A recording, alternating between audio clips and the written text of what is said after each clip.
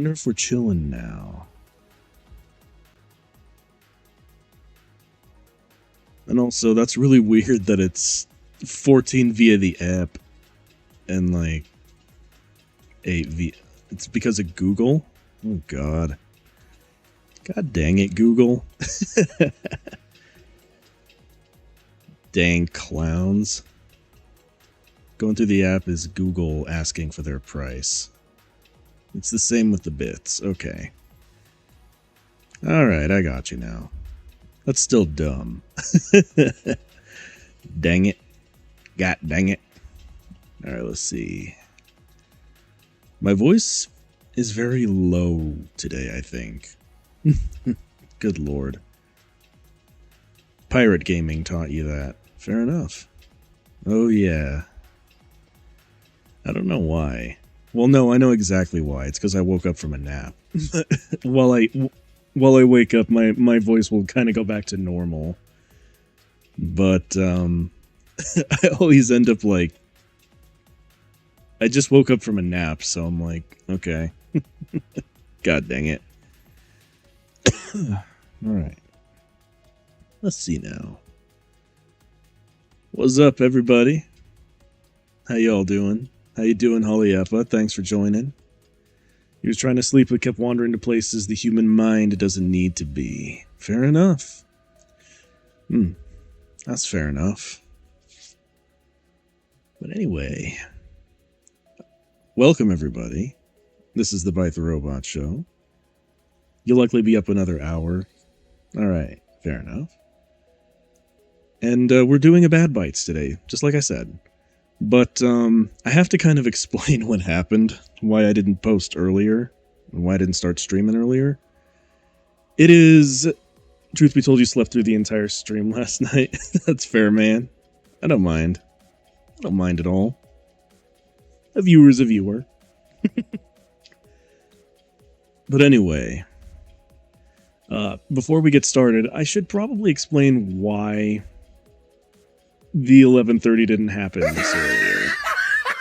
Yep, I'm funny with that trying. I know.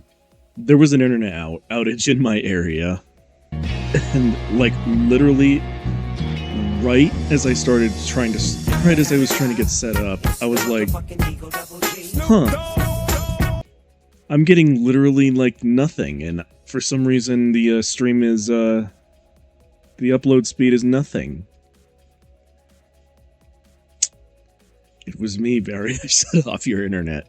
God dang it.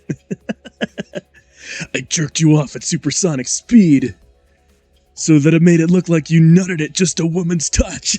I love that meme. It's so funny. But anyway, yeah, I had an internet outage in that area. He also downloaded all that dolphin porn. God. God dang it. But yeah. There was an internet outage in my area. And let me just say that figuring that out the hard way after I panicked and tried to change all of my settings again was so dumb. Like, I should just get used to the part of, like... I should just get used to the idea of just checking my Xfinity app just to see, like, okay, is it actually my setup that's broken, or is it because Xfinity is broken again? But anyway, the internet works now, so what we're gonna read, now that I know that, now that I've been made aware that 1D4chan survives in some way, we're gonna read ourselves a classic that I love. A classic that comes from the olden days. And, I love this story. It's so dang funny. 1D4chan exists, but now 4chan is dead. Indeed. And J.D. Vance killed the Pope. Yes. Oh, God. Alright. None of that. Anyway. We are going to read us... Oh no, I heard about that. I heard about the Pope dying. I'm just trying to keep, like, anything tangentially political out of my streams. So let's not. I did hear about the Pope dying. Anyway, we're going to be reading... Vampiric Touch, dear God. Anyway, we're going to read us some Old Man Henderson today. Gonna pull up the window, gonna scooch my happy little robot behind over this way real quick. Yes, indeed. And, yeah. This story is so freaking great. Pope is a level 12 cleric. Oh, God. Okay, so we're going to be reading some Old Man Henderson. This story is so damn good. It's so good. And I hope that as Eli burning, he finds his gnomes, yeah. But before we get that far ahead, I think we should just get started in reading the, we should just get started reading. I'll just start from the very top of the 2D4chan page, and then we'll just go all the way through. Just so that people who don't know, i.e. lame people, who don't know this story, will have the full context. The Legend of Old Man Henderson is a crazy-ass tale about a player who accidentally figured out how to win, air quotes, at Call of Cthulhu. Only it was really Trail of Cthulhu. Proof that great games can be had, even if bad GMs want to run stupidly brutal grimdark horror campaigns. As an icon to fat guys and cat girls the world around, Old Man Henderson is the equivalent of what John Brown is to Americans, Ned Kelly to Australians, and Robin Hood to the English. He's the tabletop symbol of the little man standing up to the corruption of tyrants and overlords. And or the reincarnation of the Demo Man. Your pick. And obviously we're not going to listen to the audio because we are the audio. Alright. The origin of Old Man Henderson starts off with a guy named Waffle House Millionaire on 7/06/10, Tuesday, 6/26. And we don't need to get into all that specifics. Alright. I hate derailing a thread on accident. Who wants to hear the tale of Old Man Henderson, the character who won Call of Cthulhu? By the way, just in case anybody who's not aware of this format here, that's 4chan format, but kind of like weirdly pasted into a wiki page. So you'll have to imagine that some of this is in green text. I just felt like I had to clarify what this actually, what that is, or what it would normally look like. So an Anon then said, I do. Alright then. I'd like to start by saying that the GM was a bastard who had it coming. Bullshit tactics to make everyone go crazy like a D6 with only 5 sides. No story, no reason. Lose 10 sanity. The others continued to allow this faggotry. We were playing in a modern-day setting, with the other players being a college professor who found a couple of stray pages of a copy of the Necronomicon, and wanted to find out just what the hell it was. A detective who was investigating a missing persons case connected to the local cult, and a local athlete, I think it was football in parenthesis, trying to find out why some of his friends had seemed so distant lately. And then... ... There was Old Man Henderson, who was never given a first name. Old Man Henderson was already a little crazy and blamed his life's misfortunes on Vietnam. He never went to Vietnam. He was 12 in 74, in parenthesis, and I will be fucking amazed if anyone gets that reference. Another parenthesis, not everyone does. It is the song My Brother-in-Law by Tim Wilson, as far as I can tell, end parenthesis, end parenthesis. Old Man Henderson wore combat boots, cargo shorts, and an open front Hawaiian shirt with a wife beater underneath.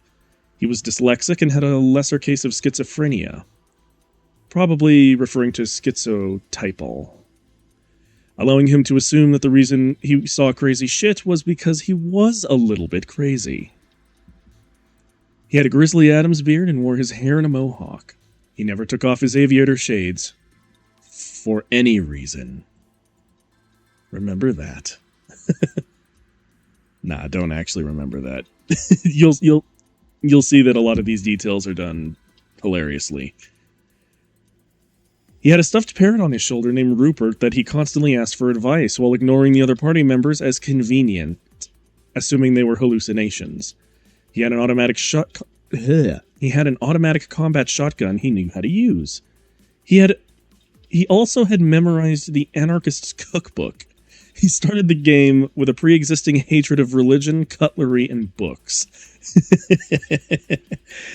Every time I read this story, it makes me laugh. His motivation was that he thought that the cult had stole his lawn gnomes, while he had actually donated them to a local charity While he had actually donated them to a charity auction, got high, and forgot about it. Most importantly, he had a 320-page backstory that justified everything, from his casual knowledge of physics to his ability to speak Portuguese flawlessly. You can just imagine the sort of shenanigans that the character was involved in. The point to having such a long backstory was threefold. 1, to ensure the GM would never actually read it, and 2, since he would never read it except for in excerpts I pointed out to justify things, I could rewrite and change things around completely at random without anyone noticing, and most importantly, number 3, convince everyone that I was serious about this character and that it simply wasn't the game-wrecking bullshit that it was. Dickish, yes, but he really did have it coming. First sighting of the group, the detective was spying on the building of the cultists with a camera. The jock was parked nearby, waiting for the group to let out so he could snoop it out. The professor had just joined the cult to try and gain information. Old Man Henderson very calmly parked his car, got out holding the shotgun in clear view of anyone who happened to be looking, in parenthesis, in this case, the detective and the jock, strolled up to the front door and kicked it in. While everyone just kind of stopped in shocked silence for a moment, he leveled his shotgun at the lead priest cultist guy and yelled, "Knuckle down the cult, and I'm be keeping me women." Did I mention that he had an incomprehensible Scottish accent that came and went as he drank and or as amused me? The leader couldn't understand my simple request to return my lawn gnomes, parenthesis, literally. You think what I typed was hard to understand? You think what I typed was hard to understand? Imagine it being slurred at you by a drunken Scotsman.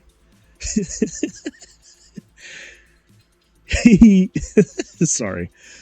He assumed I was trying to cast a spell at him in an elder tongue and summoned a Shoggoth by murdering one of his fellows. One Molotov, and about 20 rounds later, the Shoggoth is dead, as is the cult leader. The professor, parenthesis, he made the mistake of trying to make Peacemaker mid-murderous rampage, end parenthesis, and about 10 assorted cultists. Old Man Henderson then pissed on the Shoggoth's corpse, got back in his battered 92 Buick Century, and went home. The whole event was over in about 10 minutes, game time, and nobody thought to get the Buick's plates. The building burned down shortly, along with about half the written plot, and every lead either of the other surviving players had. The GM called a break then to figure out how to fix and or work around what I just did. And it only got crazier from there. Then an anon writes, "I must have more, good sir." And then Waffle House Millionaire replies with, "Typing up the full exploits of Old Man Henderson would take too long. Can I just give you the highlights reel?" Another anon says, "I will settle for that." To which Waffle House Millionaire says, "Alrighty then." Some of his finer moments include dropping a yacht onto a penthouse suite owned by Cthulhu cultists, stealing said yacht from the cultists of Hastur, thereby starting a cultist gang war, the tanker truck incident, and my personal favorite, Hell on Ice. Which do you want to hear about first? Dashing Bastard then writes, "Dropping the yacht. Let's take it from the top." Alright. Next, dropping the yacht. Old Man Henderson with his erstwhile companion Jimmy, parenthesis the jock, and his friends William Brocklaw, a once humble bartender, parenthesis, the now dead detectives player. Old Man Henderson burned his bar on accident and blamed it on the cultists. One bluff check later, and he was in the posse. And Simon Breckenridge, British spy, the Professor's player, now 6 characters in, not 16. That would have been more crazy. And yes, they were more or less all killed by Old Man Henderson. Old Man Henderson had discovered there was not one cult to the Elder Gods, but several. This complicated his search for his gnome/crusade. He decided to enlist help in making the problem solve itself. Using his contacts, Simon discovered that an influential cultist of Hastur was coming into town to try and figure out how an avatar of his god was killed. He also located the exact dock on which he would be landing his boat. Jimmy, meanwhile, discovered the home of the head local Cthulhu cults. Jimmy, meanwhile, discovered the home of the head of the local Cthulhu cults was a penthouse suite downtown. A plan was hatched. Old Man Henderson used up all of his cunning to steal a military cargo helicopter, in parenthesis read, "Sure you can" to the pilot, and flew off, end parenthesis, and hid it in an abandoned warehouse. Jimmy and Will set up a very expensive surround sound speaker system at the docks, while Simon made and planted a lot of smoke bombs. That night, the yacht pulled in, and we made our move. Right as Simon maneuvered the helicopter over the docks, we set off the smoke bombs and activated the speakers. On one side, a 50-piece marching band playing God Save the Queen at max volume.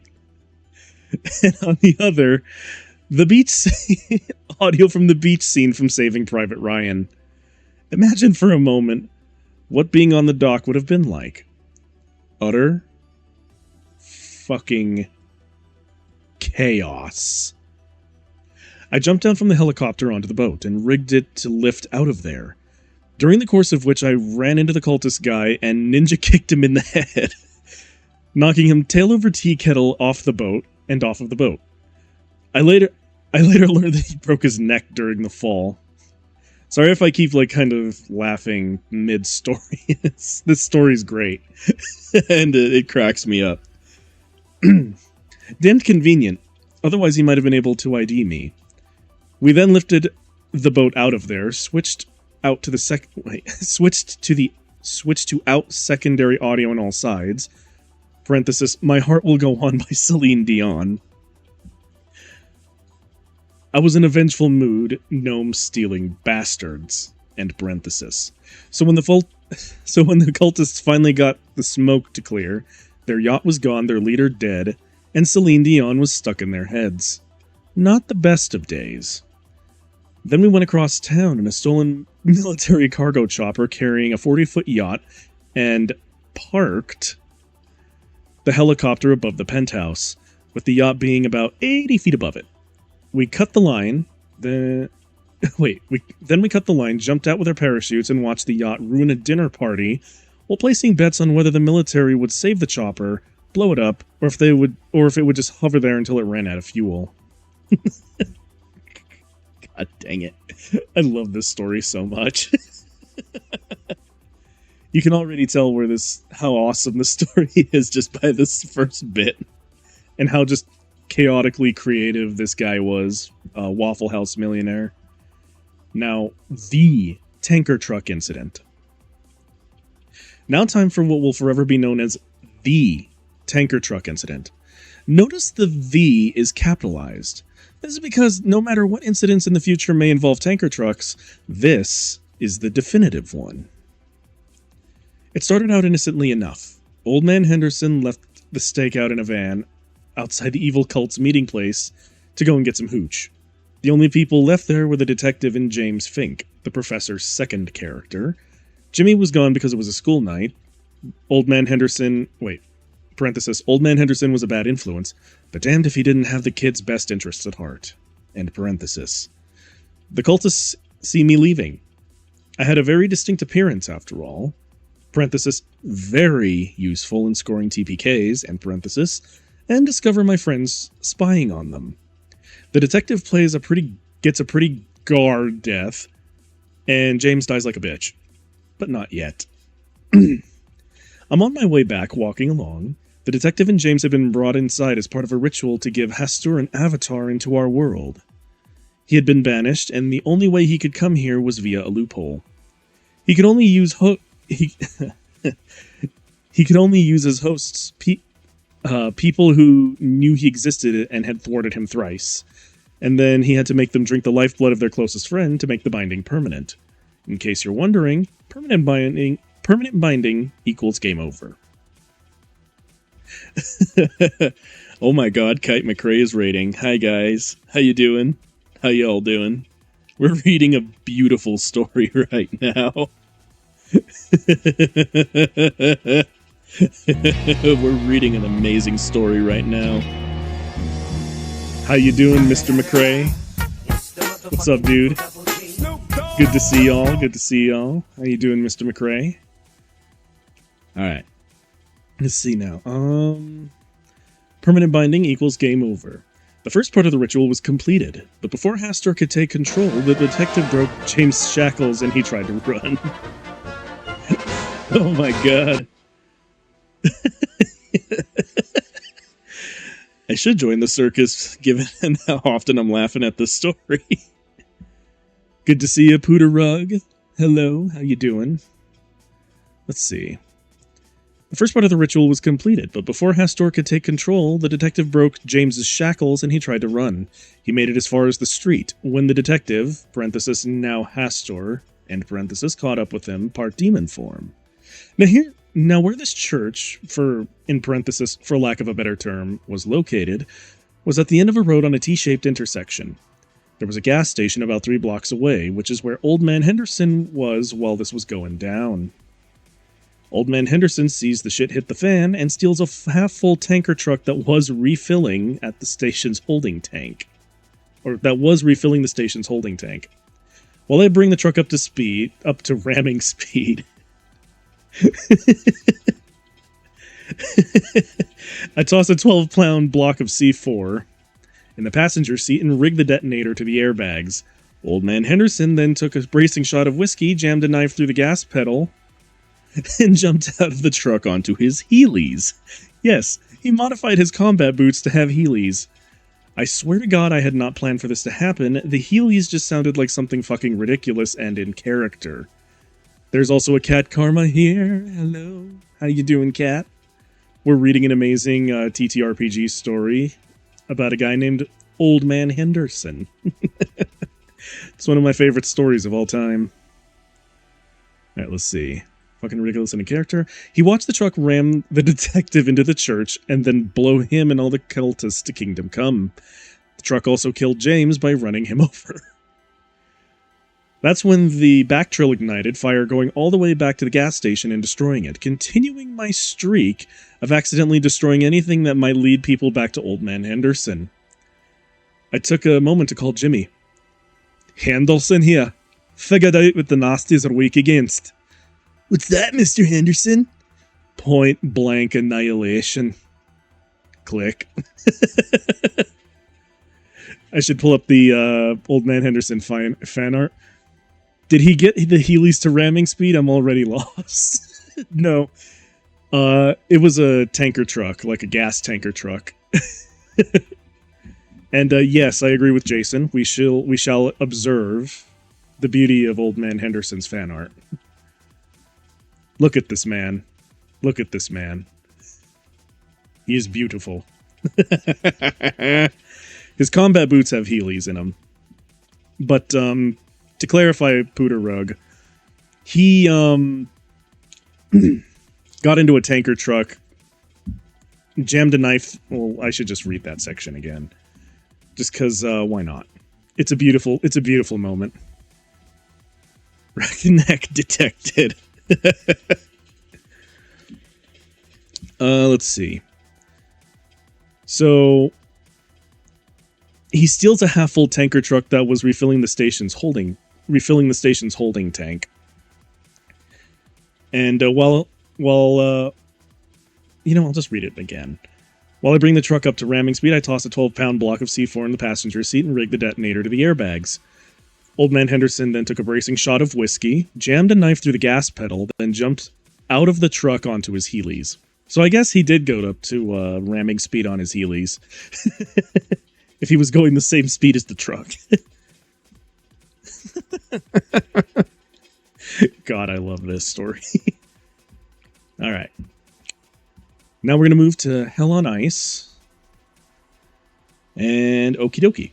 We were in the endgame with zombies and shoggoths chasing us. I managed to get Jimmy disappeared. So it was Old Man Henderson, Simon, and Will going to the final strong point we had, an abandoned hockey stadium.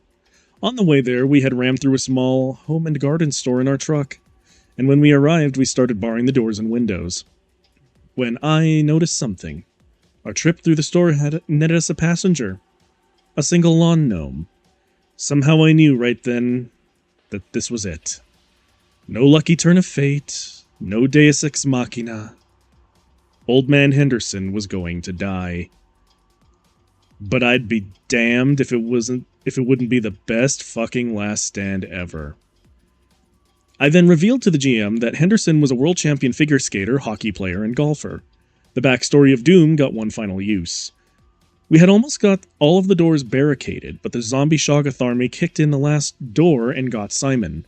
Will was pulled off the Zamboni after he managed to throw the crate onto the ice. The crate, full of exploding hockey pucks. Lasted a couple of minutes while blasting Bust a Move by Young MC. Before the situation resolved into totally fucked, I switched to the next track as I yelled, Hastur! Hastur! Hastur! The next track came on. It was the Canadian national anthem, which Old Man Henderson began to sing proudly at the top of his lungs. I then threw out 3 pieces of knowledge that marked Old Man Henderson's blaze of glory. Number 1. Calling Hastur's name 3 times will summon him, but only if the one who is his truest foe at the time calls it. Guess who? 2. When an elder god is summoned from beyond, they suffer a sort of summoning sickness. They're still unbelievably strong, but can be killed forever if you hit them hard enough. I also love Jason's contribution to the story by singing the Canadian national anthem. It's beautiful. And number 3. The building had enough explosives wired to make Michael Bay blush. He is Canadian, oh god. Yes, contribute to our national anthem, sir. It is very much appreciated. And that, my friends, is the tale of how Old Man Henderson won the Call of Cthulhu. Now, because of this, it would be the sound of Michael Bay having an orgasm. Yep. And then after this, somebody actually wanted the sound of a Canadian goose soaring overhead. 100% exactly. After this, an Anon suggested the use of the Henderson magnitude scale of plot derailment, Quake, to be used hereon. 1 full Henderson rates as total derailment. Now, there is an actual scale. I wonder if there's an image to this. But basically, it works like this. If you go into the negatives, the plot of your campaign is going pretty swimmingly and pretty much how like the GM wants. No Hendersons equals the plot. The action undertaken has no effect on the plot whatsoever. 1 Henderson has effectively caused total plot derailment. And then, of course, you go into excessive Henderson scale. Just so you know, this man caused a whole mathematics scale of how plot derailment can go in a campaign. Because he's just that awesome. Is this the Henderson verse? It is now. It is now, son. And now we're going to get into the director's cut, which will actually get into... which is actually going to get into some of the more like specific details of the Old Man Henderson story. Now, this Anon says, just want to say, Waffle House Millionaire actually posted a continuation to Old Man Henderson. Shit's whack. Search for Eli Burning, in parenthesis, I believe, on the Source Archive /Waruso. A self called Nowhere. You have a scale from 2 to 3 Hendersons as I accidentally destroyed the world. Well, dang, holy yeppa. You should post it as green text.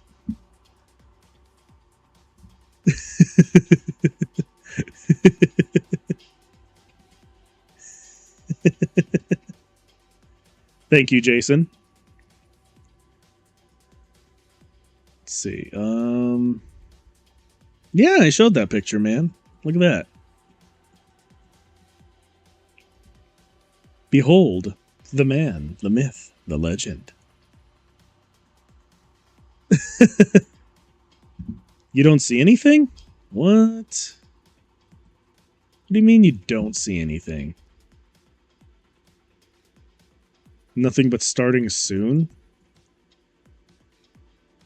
What?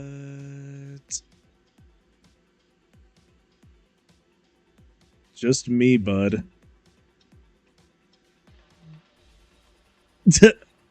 Okay, good. Okay, good. It's okay, good. It was just Jason's technology having a skill issue. Okay. Good to know. Good to know. Nothing's broken. We're all right. We're good.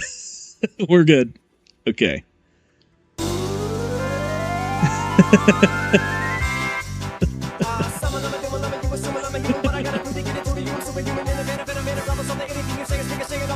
Oh yeah. I'm just taking a vibe break before I get into this. Oh yeah.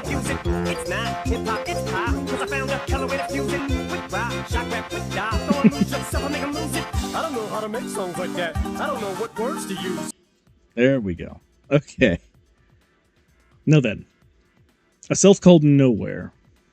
He never actually posted more than a quick summary of it, actually. Also, for those of you curious as to whether or not Old Man Henderson was, quotes, real, yes.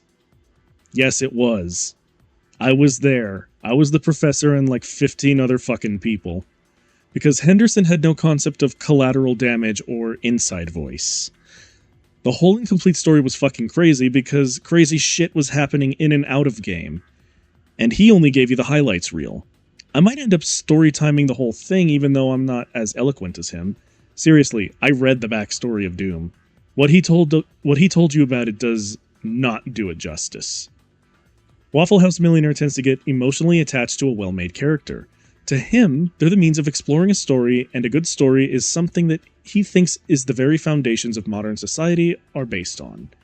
He doesn't mind a bad end, so long as it's legitimate. Botched a roll at a bad time? Shit happens. Bad choice in character? Meant to be. Simply screwed by circumstance? Them's the shakes. Lol, you're dead because you actually disagreed with my self-insert fetish fuel character with 2 katanas? I actually had to stop him from choking the fat bastard. Which might make him sound like a bad person, ruled by petty emotion, but the truth is, he's like a bear. Normally quite chill, not that easy to piss off normally, so he doesn't move often, but when he does, things like Henderson happen.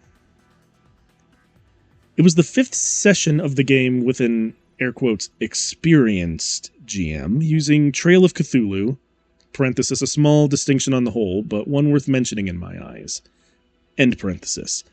And he'd already lost 3 characters. To the stupidest shit. Seriously, the last one put some evil...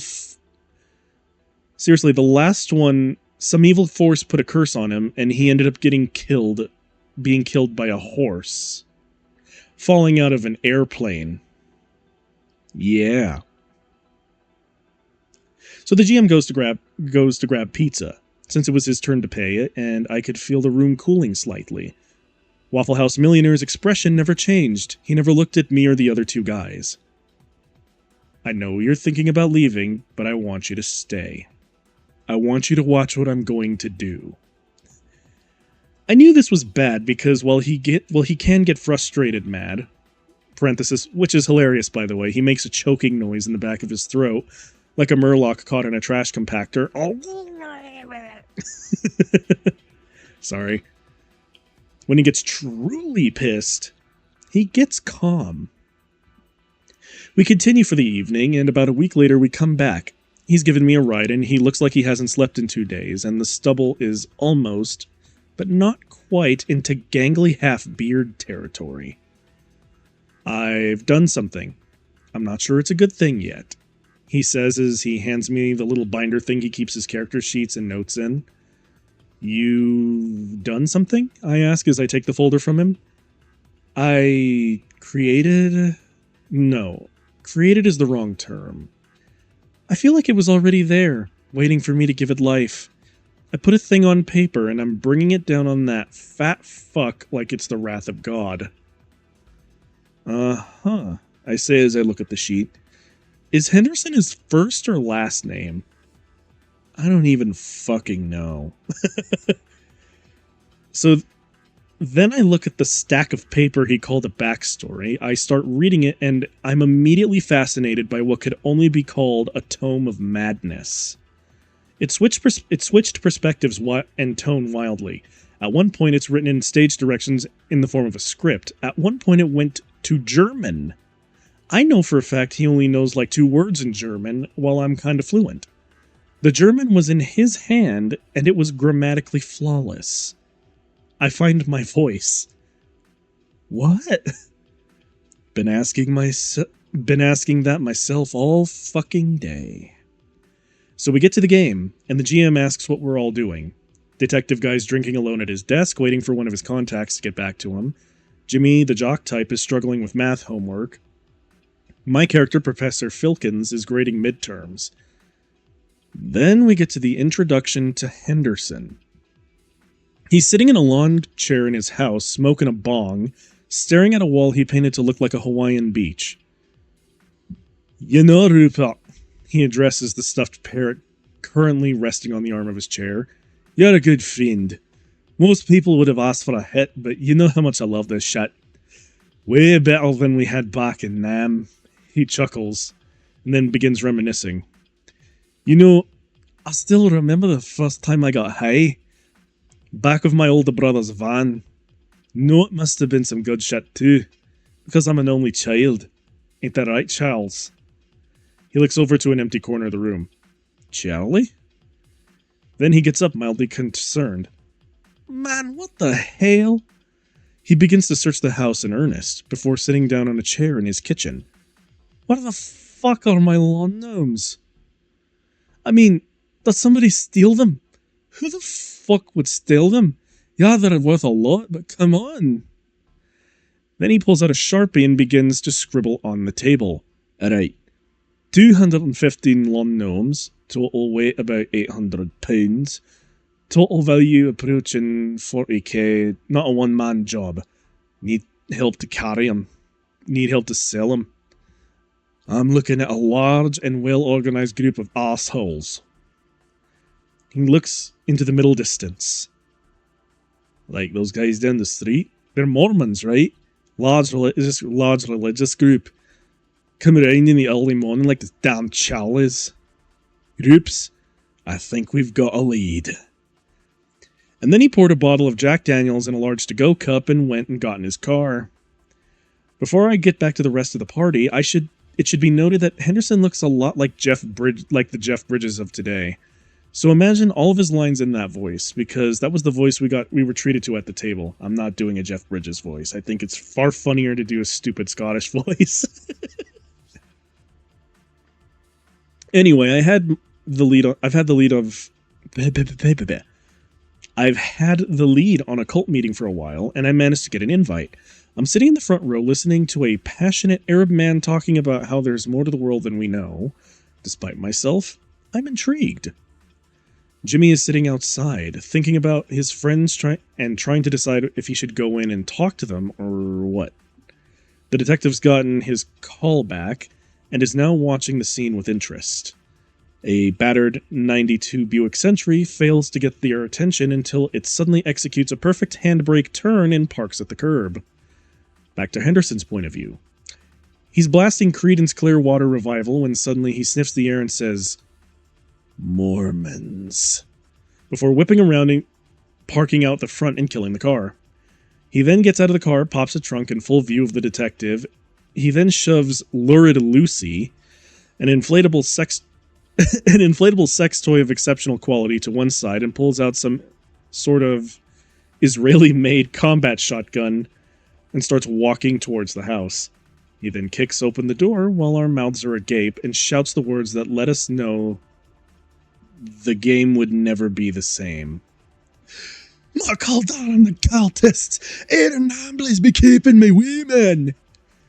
So at this point, the GM has not yet realized what Henderson is. In fact, I think I'm the only one who truly understand what was about to happen to existential horror, as at this point in time... Here's another fun fact about Waffle House Millionaire. When he's at a game table with a character sheet, you aren't at the table with him. You're at the table with whatever character he's playing until further notice. I don't think he could have metagamed if he tried. So anyway, the GM has decided to regain control the only way he knows how. By killing Mike's latest character via bullshit. So he summons a Shoggoth. "Hello, Aya Cat, how you doing? We're reading Old Man Henderson right now." Henderson, having passed the will check not to puke up his brains and winning the initiative, comments on how it's the ugliest fucking poodle ever. Oh god, and then shoots it in the fucking face until it dies. He then shoots the cultist guy who summoned it, then he shoots me, then a random guy, and then he pisses on the Shoggoth's corpse since everyone else is too busy losing their shit in a panic over the creature that should not be being summoned, and casually sets the tapestry on fire with his cigar as he walks out the door. What is Jason Todd's hair color? Irrelevant.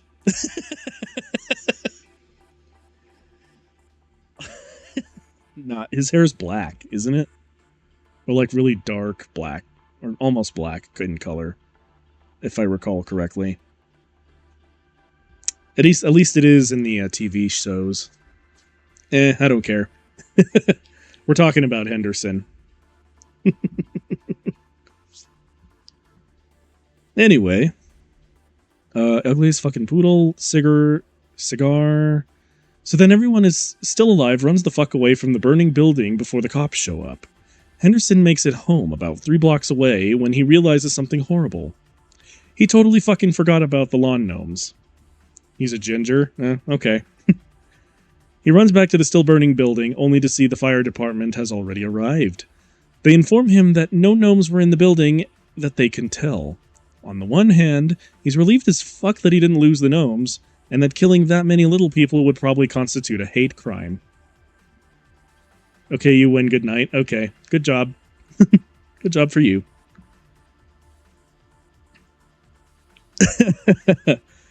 Let's see, lawn gnomes, on one hand, he's a hate crime.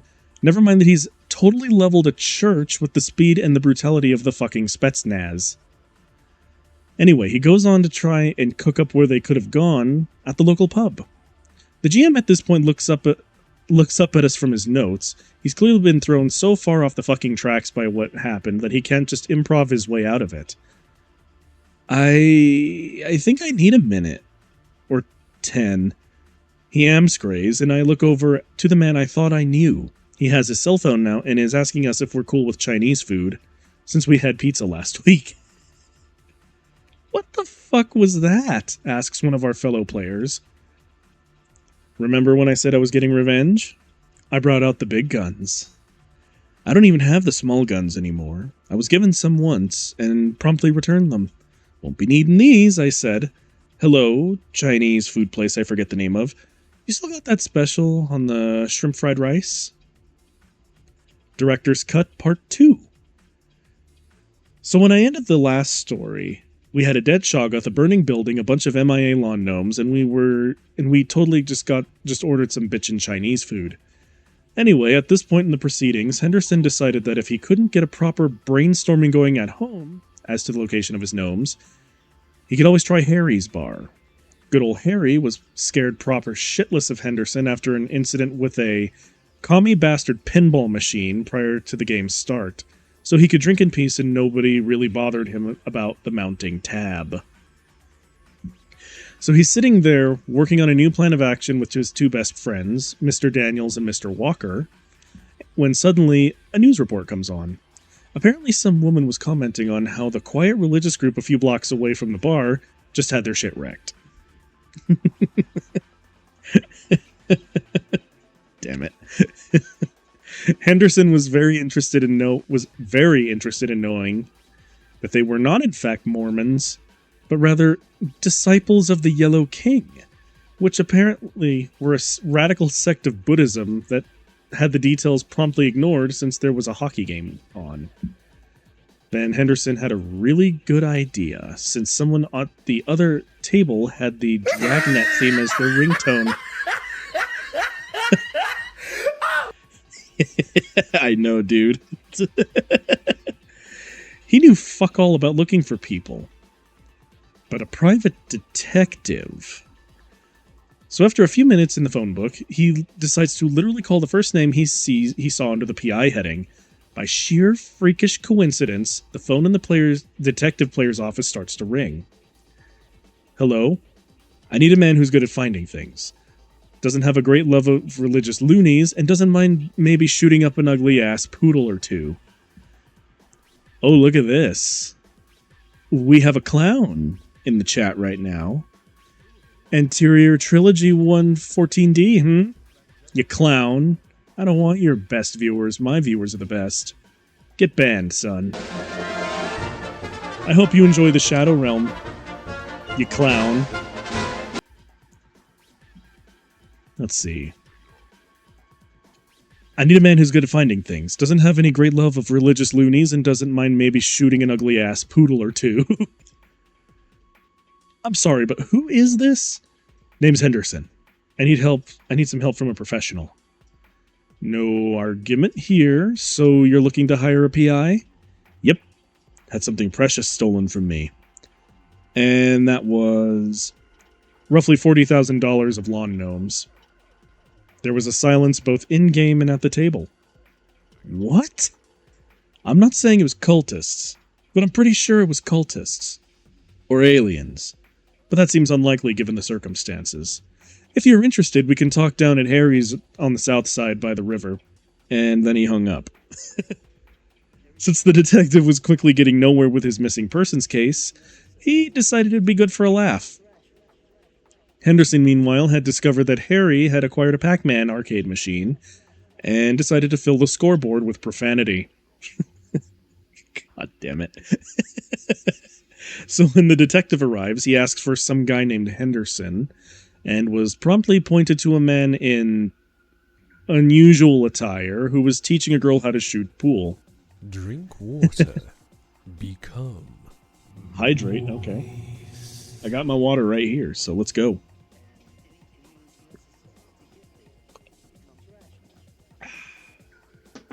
There we go. Moist. Indeed. It was teaching a girl how to shoot pool. Henderson? Hold on just a second. The important part of a shot in pool is to make sure it's smooth. Take all the time you need to line up the shot, and don't let them rush you. He says, and then he sinks his last 3 balls and the 8 in one stroke. He then turns to the detective, who promptly recognizes him and tries to leave. Too bad for him. Henderson decided to follow. So how do you think you're going to go about this? I'm going to get the hell back in my car and leave the crazy-ass arsonist murderer behind. No shit. He looks over his shoulder back at the bar. Which one? He looks at the detective poking him in the chest. What? The church. You burned down a church. They started it. Because you walked in with a shotgun? He asked, exasperated at the infuriatingly flawless logic of a complete asshole. No, because they stole my goddamn lawn gnomes. Yeah, you mentioned that. How do you fucking steal $40,000 in decorative lawn fixtures? Where the hell did you even get that many gnomes? I worked briefly as a prostitute in Thailand. The antique gnome collection was my retirement plan. What? Ended up riding some dude's junk all the way back home. Hell of an uncomfortable ride, let me tell you. Not meant for the ocean blue, and I would know. You understand the logistics of riding another man's junk across the ocean? Well, in a general sense, I took a course on shipbuilding back in college.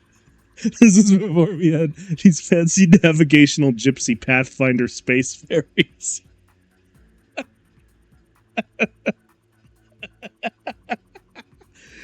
I love this story. Alright, you said you were looking for gnomes. Actually, that was earlier. Just now I was explaining that I knew so much about catching a ride on somebody's junk because of vigorous study in my youth. Let's focus on the gnomes. You think they were stolen by a cult? Only thing that makes sense from what I know. I want you to look into this Disciples of the Yellow King. See if they're doing anything suspicious. Actually, I was looking into them already for another reason. Looks like they've got a hand in human trafficking. Lawn gnomes seems like an odd direction to go in, but I won't deny they're up to no good. I'll let you know if I find anything worth talking about. Sounds good. I'm usually at Harry's unless I'm not. No, if you'll excuse me, I have to go see a man about a horse. Henderson then walked across the street, stole a bicycle, and rode off into a plot hole for a brief period of time. Sorry. Now here's a second question. Do you guys give a shit about non-Waffle House millionaire-related things? Because the rest of us were trying to play a somewhat serious game around him. And I wanted to know if you guys wanted the whole story or just shenanigans. Several votes for the whole story later. Alright, so at this point, the guy playing the detective decided to give my character an easy in with the group, since poor Jimmy was still on his lonesome for the moment. In rolls James Fink, one of several characters whom Henderson killed, and the only one besides Simon whose name ever got remembered by the rest of the group. James is a longtime friend of the detective, whose name I remembered was Albert Johansson, pronounced Johansson for some fucking reason, back when Al was still a cop. Jim was a thug for the local mob, they worked up the ladders of their respective organizations, gained the respect of their co-workers, and eventually ended up leaving their jobs on good terms with their bosses. In Jim's case, it was because his wife had a baby on the way then, and asked him to find safer work. Al ended up in a shootout where his partner got killed, fighting against a bunch of crazy meth addicts. Shortly after quitting, they ran into each other by coincidence and discovered that the other one was the bastard who kept wrecking our job / getting away, and ended up becoming fast friends. This continued on a fairly regular basis for several years until the Henderson situation. Al decided he wanted backup, and there was nobody in the world he trusted more. So, Jim said as he walked into the office, "Who's the client?" "Some crazy motherfucker named Henderson." "That his first or his last name?" "Man, I have no fucking clue." "Alright. So what's he want?" "Apparently he thinks a cult stole his antique lawn gnome collection." "So drop the nutter." "Two good reasons not to. The cult he's accusing I honestly believe to be involved in activity illegal and bizarre. The other is that any man who can afford to just have 40 grand in gnomes lie around can write a paycheck." "Why the hell would somebody have 40... Don't tug on that particular string, Jim. Trust me, just don't." "So what's our first lead?" "Well, I was gonna go kick around in the ashes of the church my new boss burned down, and then see if there were any witnesses." "Wait, our boss caused that church fire?" "Yeah." "So you're in?" "You kidding? I need to see how deep this rabbit hole goes." That evening they went to the site and discovered the Shoggoth's corpse. There wasn't enough left of it to force sanity checks, but plenty to make them start asking some pointed questions. The professor ended up on the list of people to look into when the body was identified, and then they found the page of the Necronomicon recognizing the occult symbols on it. The detective dropped it off at his office while he went to ask if he could borrow a notebook out of the cold case evidence lockers. Henderson, meanwhile, discovered that during a recent bender, he had agreed to chaperone a dance at a local high school. So he swings by the detective's office to let him know where he'll be. So he's at the office, he meets Jim and asks him to pass along the info to Al, and then snags the scrap of the Necronomicon on the way out the door, saying he needed paper. Jim failed his spot to notice which sheet he took. The GM fudged it, probably assuming Henderson was going to read it so he could kill him off via sanity damage. Boy, howdy was he wrong. Sorry, I know what's coming next and it's cracking me up already. So Henderson shows up to the dance in his usual attire, slightly less scruffy than usual, and then volunteers to sit outside and make sure punks from other schools didn't try and gatecrash the party. The more proper people were glad to keep him out, since that meant he wouldn't be there to corrupt the youth.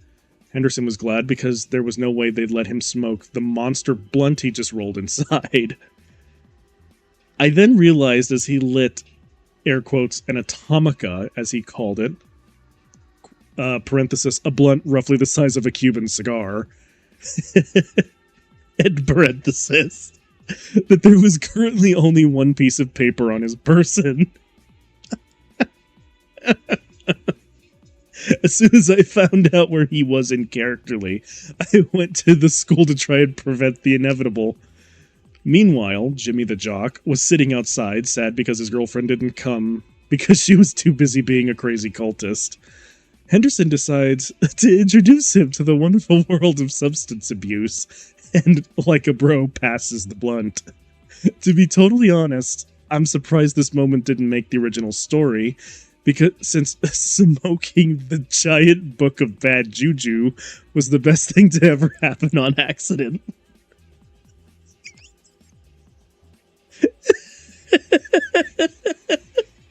Sorry. I love this part of the story.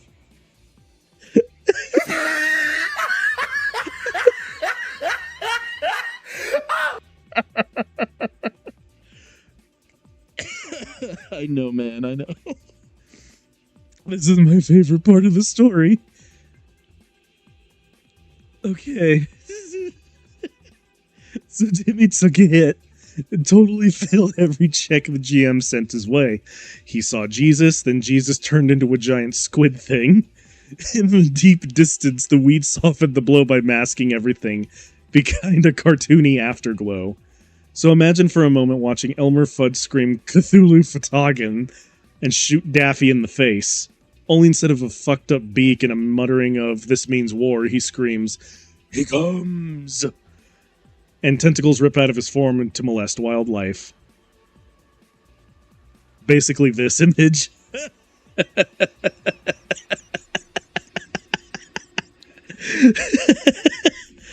I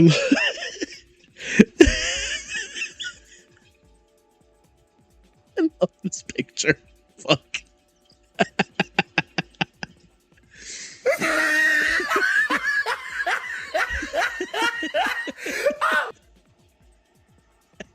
So good. This is the part where I had to go to the door and retrieve the precious shrimp fried rice. But I came back to, so wait, I only lost 15 sanity. Yeah, what now? I pass it back. I fucking love this part of the story. Henderson, of course, manages to ace the test and then comment how, quote, "This is some really good shit, man." And how Jimmy is a lightweight.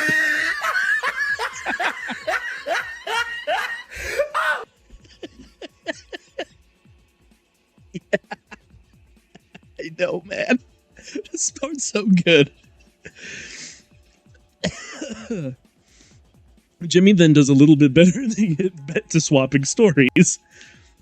And pretty soon the cult comes up and they agree to join forces for the sake of cute girls next door and lawn gnomes everywhere. Agreed, man, agreed. Sadly, that roach burned fast and hard, so when me and Al got there, all we saw was this crazy old fuck and some ginger teenager crashed together against the wall giggling at, quote, "those silly squid things in people's heads."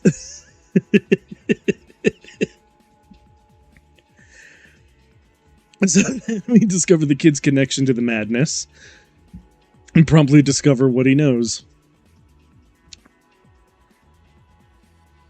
Shit.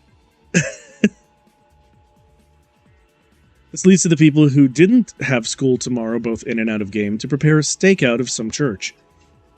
So at this point, we all get into Jim's van and park down the street from the church. From a church, I mean, sorry. The church happens to be at the end of the road, a T-shaped intersection, and we're parked a bit up the way from it. Man, stakes out are boring. No shit, Henderson. You have anything useful to contribute? Not really. I should have brought a book or something. Would you be paying attention to the building if you had reading material? Not really. Then I guess that would defeat the purpose of the stakeout, wouldn't it? Not if you were watching. Hell, we could have two of us watching the third man playing bait. Wait, we could have two of us watching the third man playing bait. You'd volunteer for that? Beats the fuck out of sitting in a van with two dudes who won't even let me smoke. Didn't you smoke evidence the last time you lit up? I regret nothing. Fuck it. You guys hungry or something? I'm gonna go grab some munchies from the gas station. Bring coffee. And some cheese doodles. Fuck it, just leave the doors unlocked. And then he went in search of snacks. When he hopped out of the van, one of the cultists happened to see him on a lucky roll. And as he walked around the corner into the gas station, they ran out and beat the shit out of the two of us left behind. About the time we got dragged into the building, Henderson had finally gotten out of the bathroom. About the time we got tied to the altar, Henderson had stopped to try on hats. About the time the ritual had reached its height, Henderson was debating which AC/DC album was best with the cashier.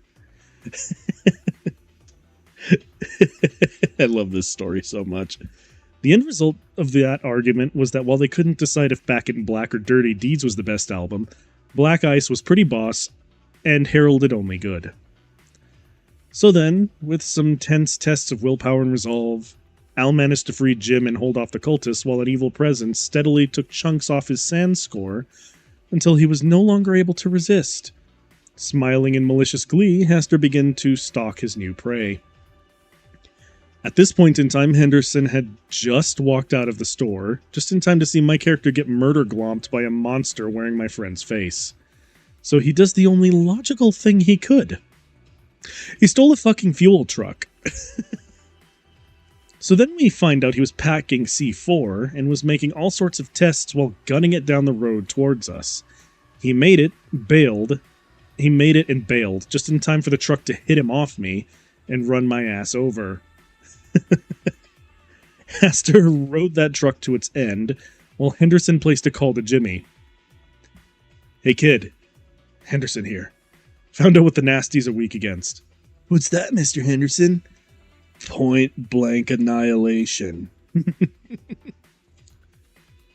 He then hangs up the phone and proceeds to walk off. I finished bleeding to death 2 turns later. That's right. Motherfucker left me to die. Sure, it wasn't like I was screaming for help, but he could have at least checked. Since I'm not sure how familiar traditional games is with certain Cthulhu-based rulebooks, I was basically in what D&D calls alive with negative hit points. So helpless, dying, but there's still hope. Until the back trail ignited and the tiny amount of fire damage ended me. My one consolation was that the fire blew up the gas station and took the bar he left me for with it. Then the detectives player, after the fastest reroll I'd ever seen, entered stage left. William Brocklaw runs in and yells about how his newly refurbished bar just got destroyed on the evening of its grand reopening. Damn.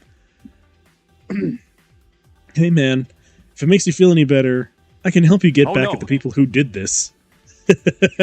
Oh, yep. Yep. Oh no.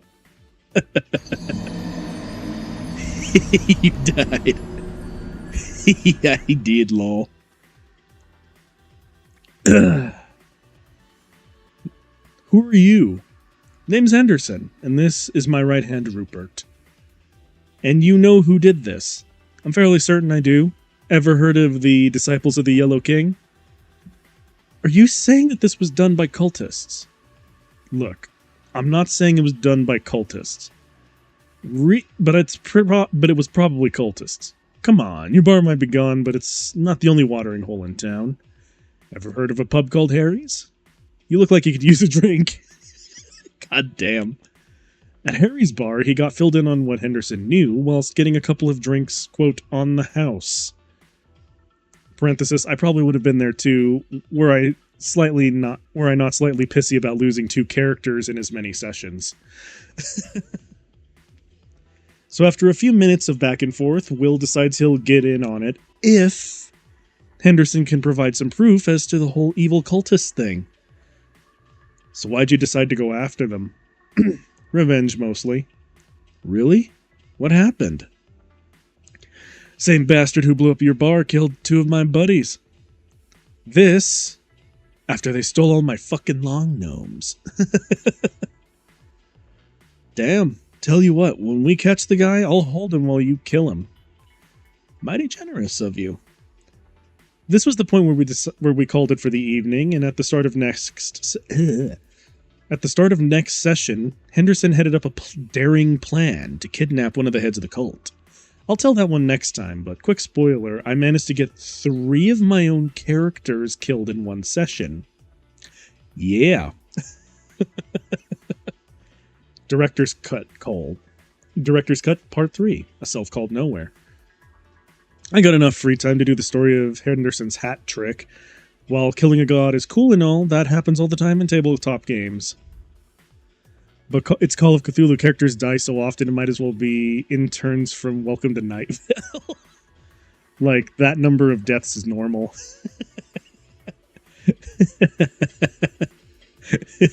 I know. Sleeps. Also, welcome. We're reading the story of Old Man Henderson. Oh, we're in the director's cut section, which is honestly a lot more funny than the Waffle House Millionaire bit. But the Waffle House Millionaire bit is also quite good. Where was I? Oh, yeah.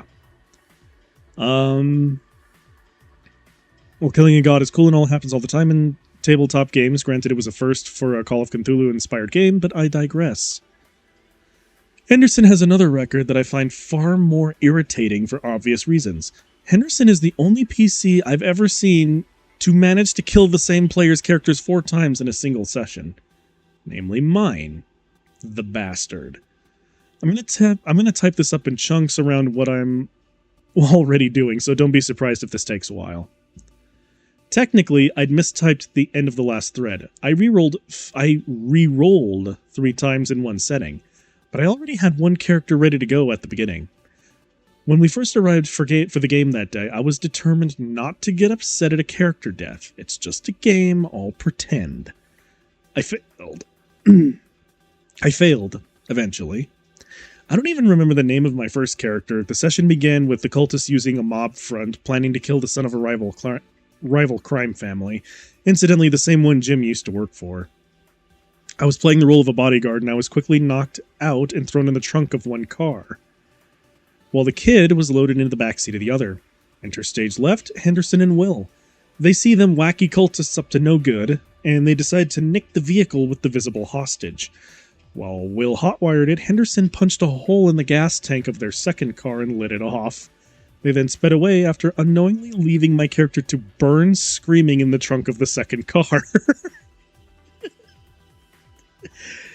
Approximate elapsed time between the start of the session and the first character death? 2 minutes and 30 seconds.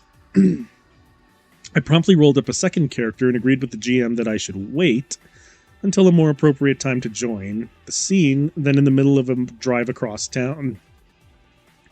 They then decide to pull into a local bar with the Don's kid to help him get off his problem. My second character of the evening was called Ronald. Ronald was a used car salesman coming off the tail end of a bad divorce, in which his wife gained all of their worldly possessions and then promptly killed herself, and left it all to the new church she had found, the Disciples of the Yellow King.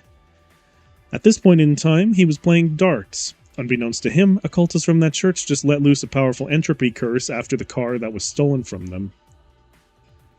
A curse with a very specific target.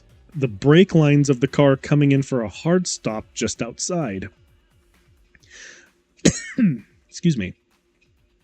Ronald looked at the perfect game he was playing and felt genuine joy for the first time in weeks. Then, he was ripped in half by a BMW coming through the brick wall behind him. This was less than 10 minutes after the first death of the evening. Henderson gets out of the car, and the bartender with the mob connections immediately puts a gun in his face. "What the bloody hell do you think you're doing?" "Trying to escort a young man to safety. Damn cultist must have cut the brakes." The bartender then recognizes the Don's son and calls him over to see if he's all right. Danny, the boy, is confused but mostly unhurt. This saved Henderson's life, but the GM soundly refused to let me just take control of such a politically powerful character just to get back into the game quicker. So I started to roll up another. A cop, looking into a lead in a weird house across town. A weird house connected to a cold case that his old friend Al asked about immediately before his mysterious death in the middle of a huge explosion. A place where the mob had just told Henderson and Will should have answers for some of the questions they had, as a favor for saving their son. They get there after me and open the door to creep inside. I've already investigated the upstairs and found notes saying something about a lab in the basement. Henderson, in the meantime, had gone straight down on the logic of what the hell kind of evil cultist just fucks around in the living room when they have a creepy-ass cellar to play with. I love that logic. It's also true. He finds an old summoning circle down there and decides to spit in its general direction, accidentally activating it as he walks out the far door. Finding nothing of interest in the room, upon discovering that this other door leads outside, he circles back around into the house and winds up in the study with Will. Meanwhile, with my new lead pointing me at the basement, I run in, see the horrible thing taking shape, botch the fuck out of my save against crawl into the fetal position and cry while losing 2d10 sanity. Henderson, meanwhile, picks up a book off the shelf and flips it open to a random page. What the hell kind of gobbledygook is this anyway? How are you supposed to pronounce this? Alwia al-Cthulhu Fatagan Kile Far al-Is Arcasis Faldepwa. He turns to Will, completely oblivious to the betentacled beast he just conjured into existence behind him, cocked eyebrow barely visible above the rim of his sunglasses. What does that even mean? What's the point of wasting paper with that sort of nonsense?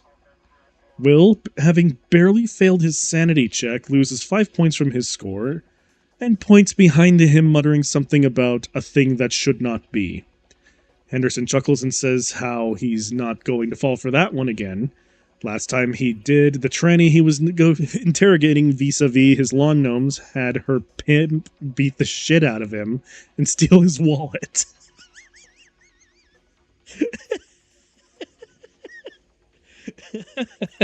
So he leads Will to the kitchen, leaving the monster to its own devices. Why is that such a Looney Tunes moment? In the kitchen, Henderson continues to be disappointed with the continuing lack of clues, while the professor is overjoyed to discover that the liquor cabinet was never emptied by the previous owners and helps himself to a bottle. Then the local cultists, getting a report on Henderson's location, proceed to kick in the door to come kill him. 3 of them are eaten by the thing Henderson summoned in the study. And while they're screaming, the 2 of them take a peek at the next room, and Henderson smashes all the alcohol and lights it off while they run out the back door. The abomination in the basement with me does nothing of importance. While I regain my wits and attempt to leave, I burst out the way I came, see the fire, and immediately have a second breakdown caused by a pre-existing phobia of fire, randomly rolled for in parenthesis, and then die burning, screaming in pain and terror. God dang it. Sorry. This story is so funny. Much like the cultists and the monsters. Meanwhile, Will is asking Henderson why his car only has Creedence Clearwater Revival playing ever. It turns out it's because the CD is jammed in there and the radio is broke. Henderson just never bothered to fix it because Creedence is awesome. So they ride away happily listening to Around the Bend while I fucking died for the third time in the last hour.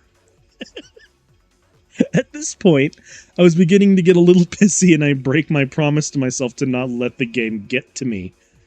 I roll up another character determined to do something of consequence in this session, and I end up with a nasty street fighting thug named Patrick. Somebody in a yellow robe gave Pat a pile of money and a picture of Henderson, asking him to make sure he disappeared. Now, normally Pat would think twice about accepting such a shady deal, since he preferred to rough people up, since it couldn't get you 25 to life. However, it was a lot of money, and I was getting to be very bitter about the whole dying every fucking session thing, so Pat agreed to the job. I figured that this would end with me either killing Henderson... I know, right? Thank you, man. I figured that this would either end with me either killing Henderson or getting us into a scuffle and then Pat switching teams. Oh, how wrong I was. Turns out Henderson wasn't a particularly tough fellow to find, since there's only one crazy old fucker with a mohawk and a Hawaiian shirt running around, reeking of cheap whiskey and porcelain. When Pat caught up with them, Henderson was taking a piss in an alleyway on the cardboard of a home of a hobo that had just tried to mug him, now dead. As he finishes up, Pat taps him on the shoulder, and he turns. "You Henderson?" "Indeed I am." And then Pat's right hook hits him in the face and smashes his aviator shades into a useless mess of metal and glass shards. At which point, Henderson very calmly pulls it off his face and pulls a spare pair of shades and puts them on and comments, "Well, that was kind of rude." Then Pat caught him with a left.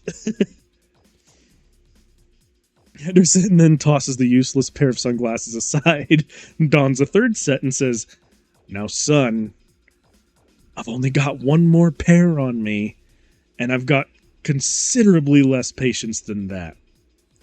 What the bloody, all-loving fuck hell are you doing?" "I got good money from a man in yellow saying you're a no-good son of a bitch who needs to be put down." At this, Henderson puts on a very surprised and concerned face. "A man in yellow, you say? Son, I'm afraid there's been a very big mistake here." "I've been lied to?" "Nah, you're pretty spot on," Henderson replies before shooting out both my knees with his concealed handgun, followed by a pair to the balls. "But no one gets between me and me wee men." He then walks out of the alleyway, leaving me to bleed to death, and everyone at the table looks kind of shocked that Henderson just blatantly executed a PC right there.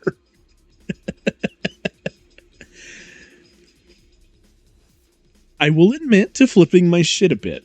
While the GM went to consult his notes, I confronted him.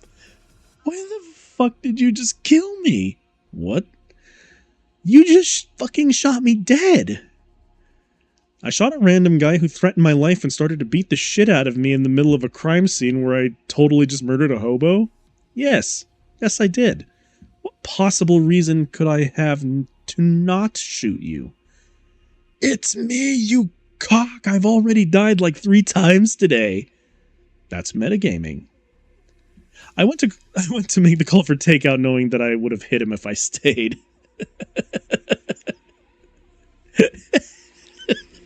God dang it. Before anybody says anything, I know getting violently angry over a game is stupid. That's why I walked away before it got the better of me. Nobody in the group, parenthesis maybe the GM, in parenthesis was a that guy. But we all had a tendency or two that could have put us into that category. Waffle House Millionaire has a thing about the, quote, rules and about characters that I'm pretty sure were signs of his OCD coming to the fore. It's a really mild case, so you wouldn't even know he had it if you didn't notice the little things, like the fact that he never has the volume set for an odd number. If there are rules in place for a game, he expects them to be followed as written. If someone modifies the rules for some reason, that's fine as long as he knows in advance there's a change. The dice land is the dice land, and he tends to be very chill on the whole as long as you don't manage to piss him off. Me? I like being a team player. I honestly hate playing in a multiplayer game if it means going against my friends. I think this quirk may have eventually rubbed off on Waffle House Millionaire as far as video are concerned, but I digress. So one of my sore spots is basically infighting. If two people start to have a fight, in characterly or out of characterly, it ruins the fun for me. I don't give a shit about if the random kobolds we're beating up are having a bad day. I give no shits about some random guy in a server I keep sniping. But the guy I'm shooting isn't Dave, my friend who let me move in after I had a bad breakup. That kobold isn't Mike's new PC. Personally, I think this is where the line between that guy and the rest of us is drawn. We're all geeks and nerds, given what gets posted on traditional games, and 4chan, rest in peace, at large on a daily basis. I think it's fair to say that we are all assholes to some degree as well. But we all have it in us. We all have in us some quality or two that might be detestable. The difference between us and that guy is that we're trying to at least be acceptable, if not good. But now I've gotten off topic quite a bit. I opted to go for a quick drive to get the pizza since it was a bit cheaper and we were taking a break anyway. Waffle House Millionaire decides to go with me, defeating the purpose of me trying to get away and clear my head. On the way was probably the time where we actually became friends. You see, up until this point, we'd kind of just been hanging out in the same group, playing games and shit, but on this day, I don't know what prompted it, but I got angry and kind of yelled at him. He took it in stride and came back with a reasoned argument and let the matter drop. On the way back, we bickered over stupid shit, but I think of all the crazy shit I've seen and done with them, near-death experiences, epic games, LAN parties, late nights, having to go help a friend. That time he talked down a jumper, this was actually the one that stuck out with me the most. Partly because I'd never before seen anybody just let their guard down and be honest like that. I won't share what we talked about, except this. He actually bought Saint Anger. Waffle House Millionaire. For fuck's sakes, are you ever gonna let me live that down? That CD was fucking garbage and you know it. I didn't at the time. Fuck, Metallica's pretty consistently awesome. How the hell was I supposed to know that was the album that we're going to fuck up? It was 2 fucking years before we even met and I already apologized for it. Make all the fucking excuses you want, man. The truth's out there now. Now all the internets know you done goofed. I love the friend beefing. Back to the story at hand. We get back to the table and the GM has got some new stuff lined up. I decide to opt out of re-rolling and rejoining even though we were only like halfway through the session because I wasn't ready to have another character killed off just yet. Will and Henderson bounce around trying to find a lead to work with for the whole revenge plot they were kind of working on.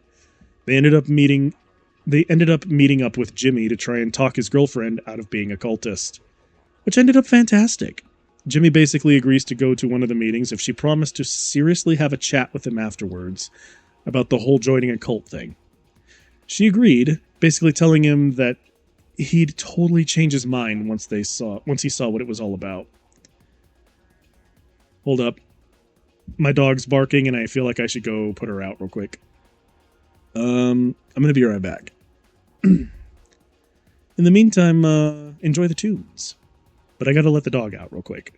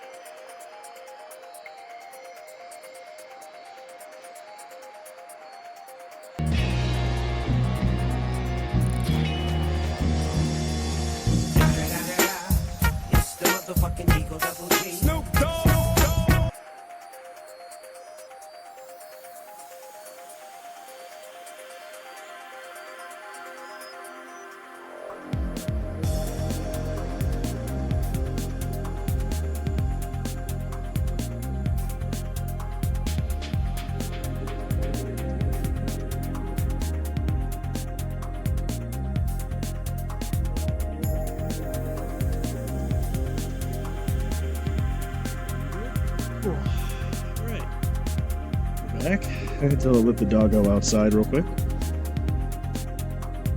She had to go drop a deuce. It's very important for doggo to drop a deuce. Alright. Where were we? Alright, let's see. Talk his girlfriend into being a cultist, which ended up fantastic. Okay. Jimmy basically agrees to one of the meetings if she promises to have a chat. Yep, okay. Cult thing. Jimmy was a smart boy, and he had called Henderson's cell phone for backup in case things went south. So pretty soon, Henderson and Will are sitting outside of the church on the curb, waiting. Henderson breaks the silence. Man, I fucking hate stakeouts. They aren't that bad. Last time I was on a stakeout, 2 of my friends got killed and their bar burnt down. Does this shit happen on a regular basis with you? Oh, sorry about that. Forgot to turn it back down. Let me go back a bit. Let's see. Jimmy was a smart boy, and he called Henderson's cell phone for backup in case things went south. So, pretty soon, Henderson and Will are sitting outside the church on the curb, waiting. Henderson breaks the silence. Man, I fucking hate stakeouts. They aren't that bad. Last time I was on a stakeout, 2 of my friends got killed and your bar burnt down. Does this shit happen on a regular basis with you? I'm not causing it. Well, not usually. I remember I got arrested about a year ago for scaring a cook shitless. What? Why? I told the motherfucker I was allergic to olives. I get olives on my everything. Could have fucking died if I didn't check it out. There's silence. Then... Fuck it. There's a Best Buy and a video rental place around the corner. I vote we get one of those portable DVD things in a movie. Fuck, yeah, shit. We're just here in case Jimmy calls us. Let's get baked and watch something funny. So they went and got a copy of Grandma's Boy, got high, and laughed their asses off. In public, outside a church, they're supposed to be watching for cultists that already know what Henderson looks like. Surprisingly, nothing comes of this until Jimmy calls them from inside the church. You know what, since I had to go for a doggo break, I'll snooze the ad for a moment. I'll snooze the ad. I still have the power to do that. Let's see. Surprisingly, nothing comes of this until Jimmy calls them from inside the church. Apparently, they just called up some kind of demon and told it to eat his girlfriend and him as a sacrifice to their god. His girlfriend, shocked at the sudden change in tone from the companionable, welcoming air that was there before, suddenly realizes that cults aren't as awesome as she thought. And that's when Henderson and Will run inside, guns drawn. Jimmy, the wise man he is, grabs his girlfriend and ducks, while full-auto shotgun spray kills every motherfucker in the room. They go outside and into the car. Henderson starts it up while Will keeps the arson streak alive and sets the building on fire. As they pull away, Carrie, Jimmy's girlfriend, goes all my hero on them, and soon the 2 freaked teenagers are getting busy in the back seat. Will looks shocked while Henderson lights the bong up and starts hotboxing while cranking up the stereo. Which is when they past a cop going in the opposite direction. To this day, I giggle to myself thinking about what that cop must have been thinking when he saw that. There's Henderson driving the car, taking a hit off a bong the size of God. Next to him is a dude who looks like a slightly less fat Kevin Smith looking bored out the window. There's so much smoke inside that you'd think the car's on fire, and there's a couple obviously fucking in the back seat. I'd like to think that he was thinking about his family, or going to watch a hockey game at the bar with his friends, or maybe finally asking the cute waitress out. Some part of me desperately wants to know why it took him 2 blocks to process what he just saw. Oh no is correct, Hollyup. Henderson just keeps going, not a care in the world. Cop turns around and starts to follow him. Henderson keeps going. Cop turns on his lights. Henderson keeps going. "Sir, pull over the vehicle," the cop says into his loudspeaker. Henderson pulls into a drive-thru. The cop walks up halfway through an order for tacos and politely asks what the fuck he's doing. Henderson responds with, "Hold on a sec," gesture, and finishes his order. Then he asks if the cop wants anything. The cop asks him to please step out of the car, sir. Offers of a chalupa are denied. Henderson gets out of the car, plume of smoke accompanying his exit. Jimmy and Carrie are kind of blushing and avoiding eye contact, having mostly recuperated. Will, having seen 3 cosmic horrors in the last day, killed a bunch of people, and still coping with the loss of his bar, apparently has no fucks to give. He just sits there, high off his ass, listening to Fortunate Son. The cop interrogates him as to why he didn't pull over, and Henderson responds that it was because he was colorblind, so he didn't realize there was a cop behind him. The cop asks him why he smelled like weed, and Henderson replied that it was because he just smoked a huge fucking bowl. But it's cool because he has one of those medical licenses. "Hey Jimmy, when'd you get here?" "You came to pick us up." Oh wait. When asked about the kids in the back seat, he stated confusion and asked what kids before looking back and seeing Jimmy. "Hey Jimmy, when'd you get here?" "You came to pick us up." "No shit." He turned to the cop. "Tell you what, memory's the first thing to go. Followed right by the memory. So how can I help you, officer?" After replaying the conversation a few more times, the cop made Will drive.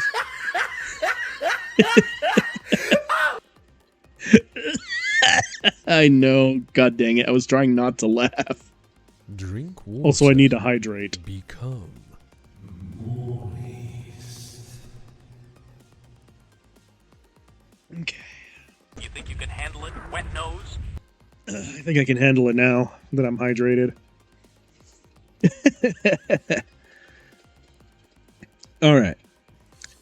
After replaying the conversation a few more times, the cop made Will drive and they left relatively unmolested with their tacos. Director's Cut, Part 4.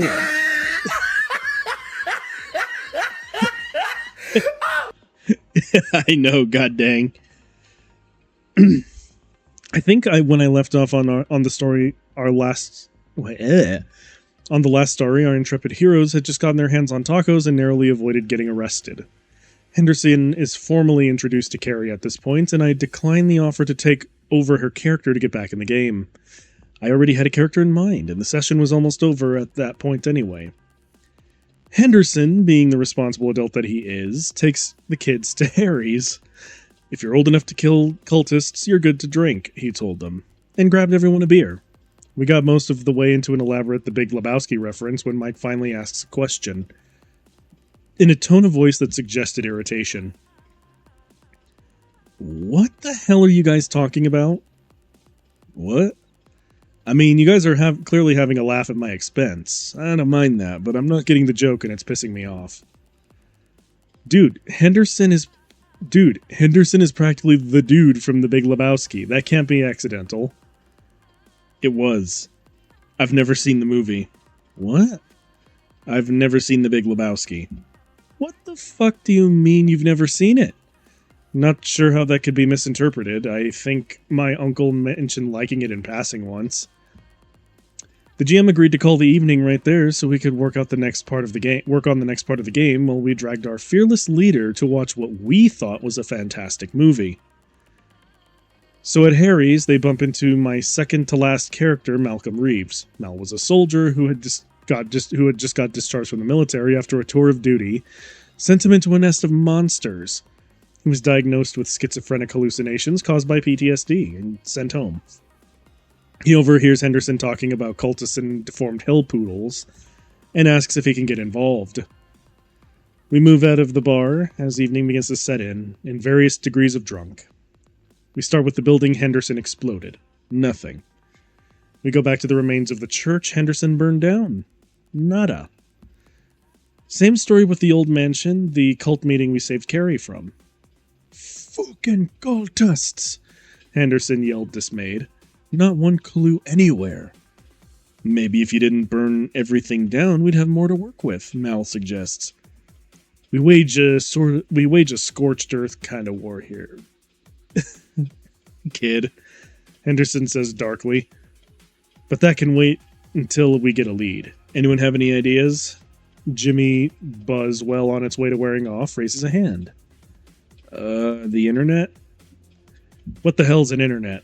And then Henderson learned something new about the world. Seeing as how Carrie and Jimmy's parents wouldn't want a trio of random dudes showing up to use their computers, they do the next most logical thing. Break into the library and use the public access lines. Sadly, Google had zero useful results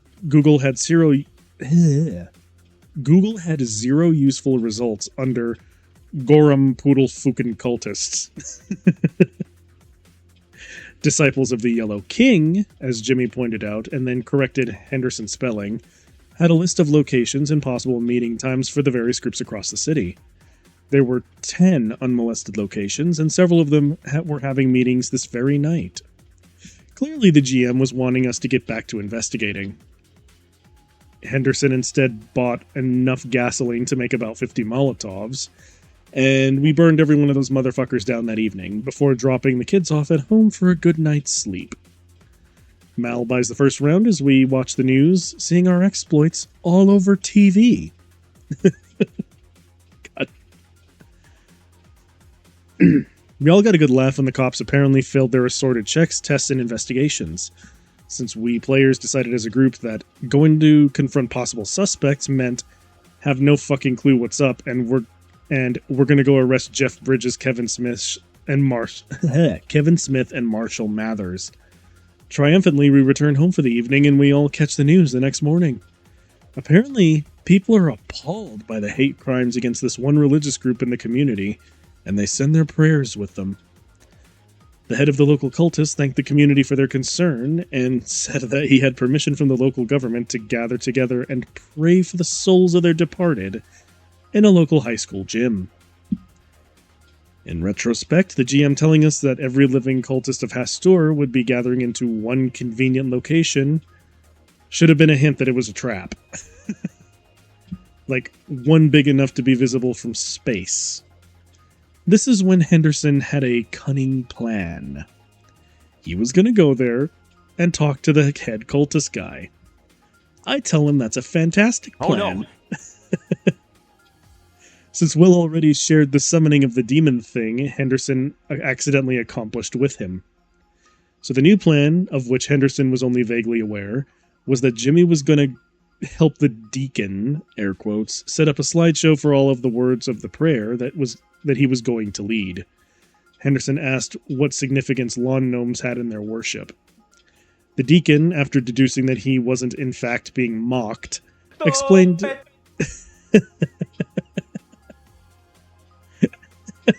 Yep.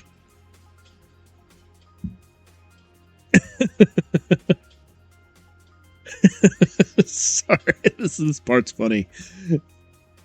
Let's see. The deacon, after deducing he wasn't in fact being mocked, explained that the church was rather neutral on the topic of lawn gnomes. Henderson then kept chasing that line as hard as he could, asking about things like human-gnome relations, whether the gnomes had souls, whether said souled gnomes could theoretically be used as sacrifices to Satan.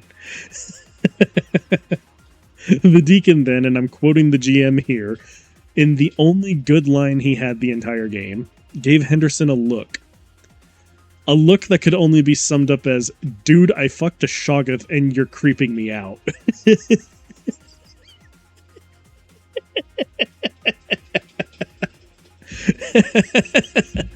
I love that line too. Hang on. Dang it. Jimmy then led Henderson away from the fracas.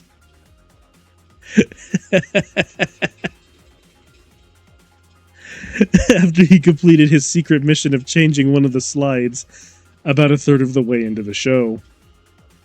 That evening, the cultists prayed to Hastur. They asked for guidance and protection. They asked if the Cthulhu cultist is weirded out. I know.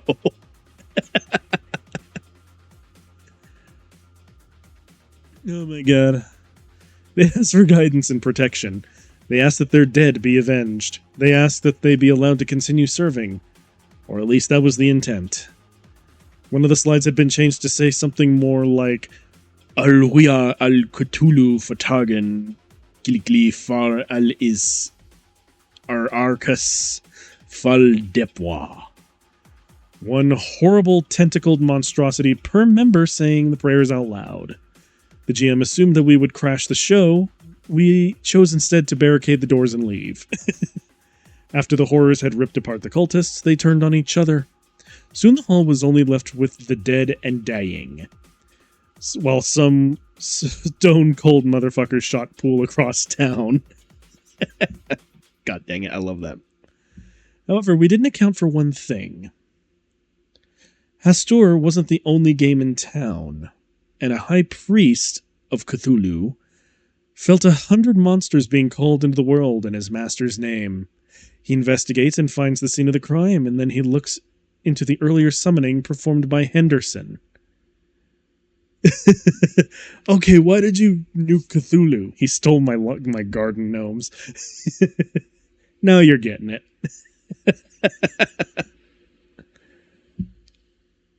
Oh my god. And a high priest of Cthulhu felt 100 monsters being called into the world in his master's name.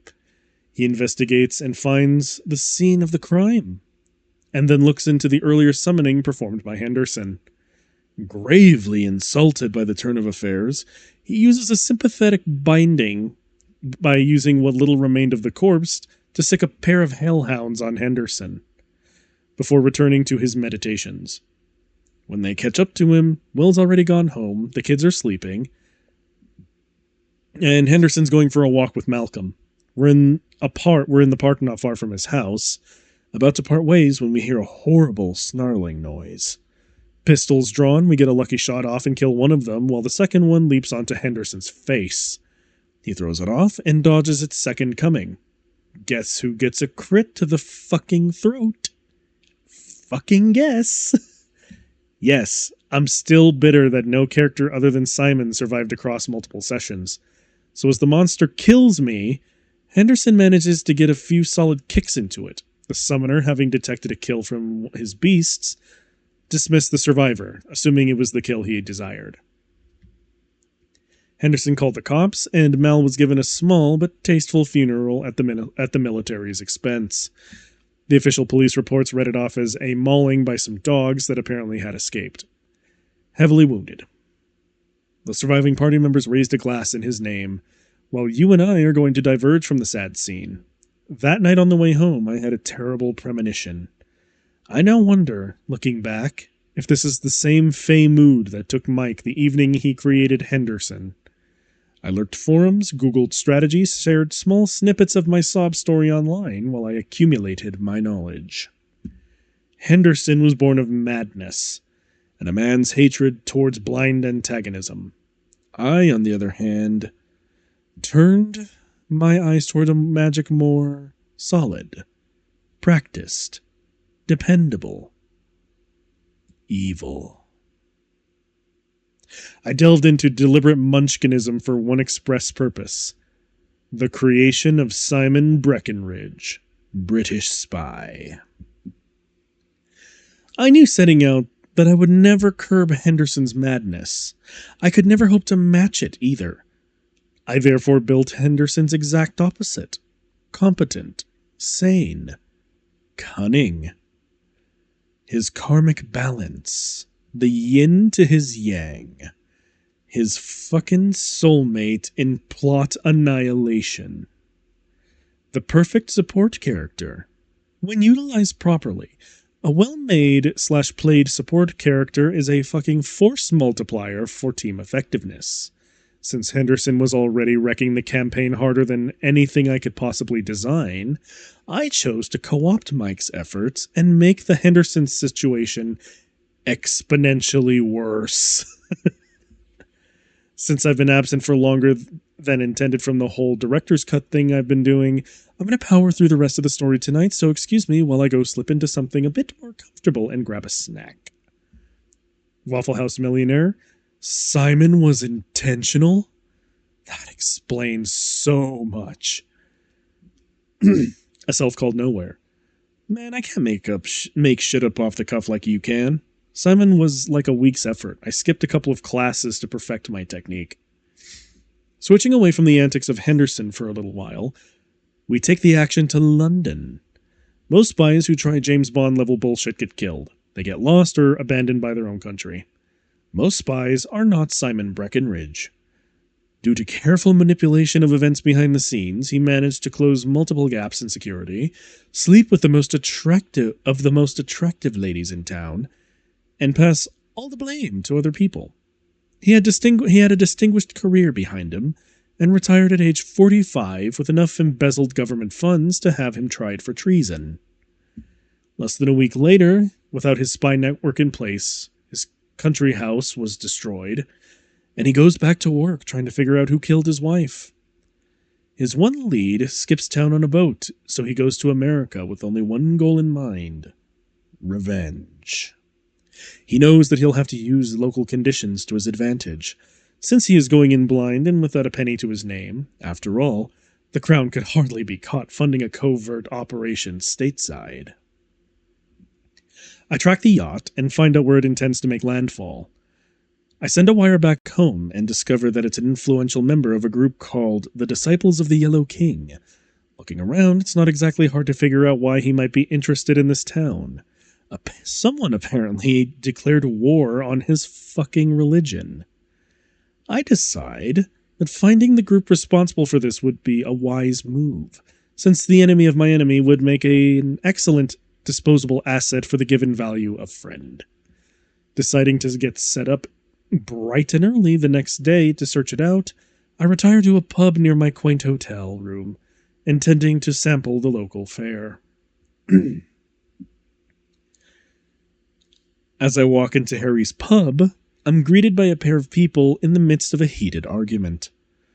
I'm telling you, Will, this sort of degenerate activity is what's wrong with this country today. You're fucking crazy, Henderson. Each generation has its thing. You guys had Woodstock, this is just a new thing. Come on, we all know those punks on the TV are talentless hacks. The real masters of the craft are dead and gone. I guess that's true enough, assuming you give proper credit to the proper men. Will, there's no fucking way in any universe that Tupac was better than Biggie. Let's get a second opinion, Will responds before pointing at Simon. You there, new guy. Yes? Tupac or Biggie? For what, President? I'd rather vote for someone with a sense of pizzazz. What's Liberace doing these days? Henderson smiles. I think I like this guy. Sup, Limey? What brings you across the pond? Oh, I'm a secret agent for the Crown. I came here to reenact a James Bond movie and get thrown out under an assumed name, given your hilariously liberal gun laws. That should take most of my holiday. Which Bond? Connery, the only proper one. Simon notes, a hint of distaste in his voice. Nice. Henderson looks at the TV. Hey, they're talking about us again. Your church? Simon asks, taking mental notes. Victims of jihad. Will responds, taking a sip of beer. Demon-summoning cultist bastards. Stole my gnomes, too.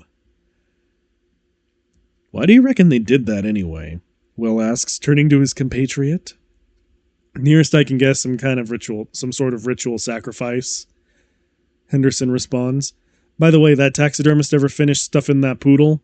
I figure I could use it to keep away the kids on Halloween.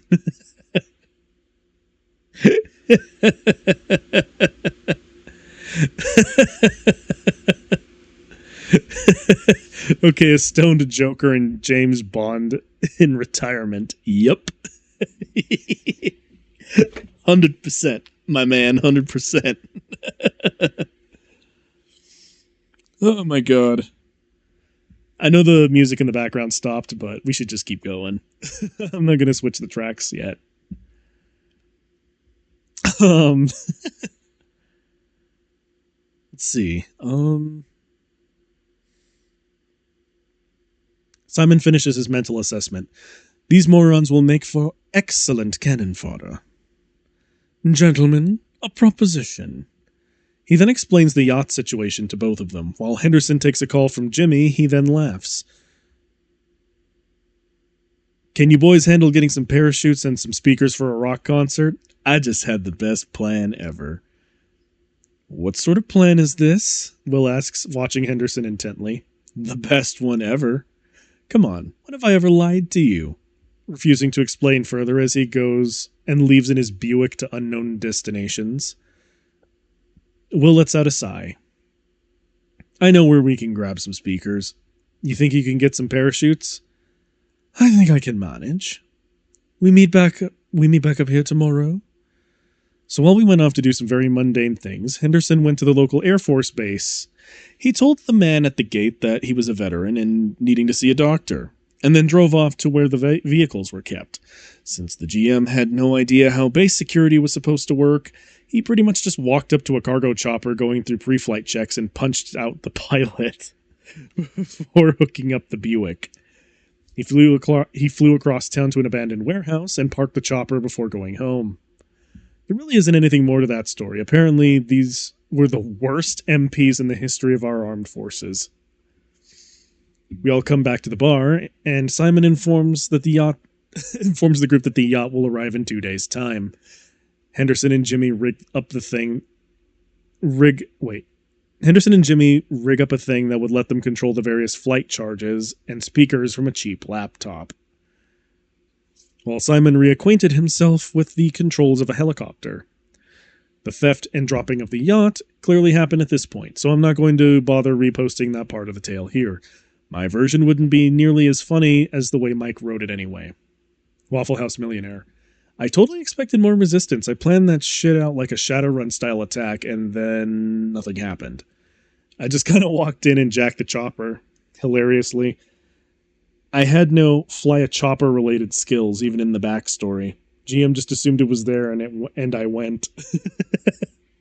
I fully expected to crash that thing in a field running from, like, the entire military.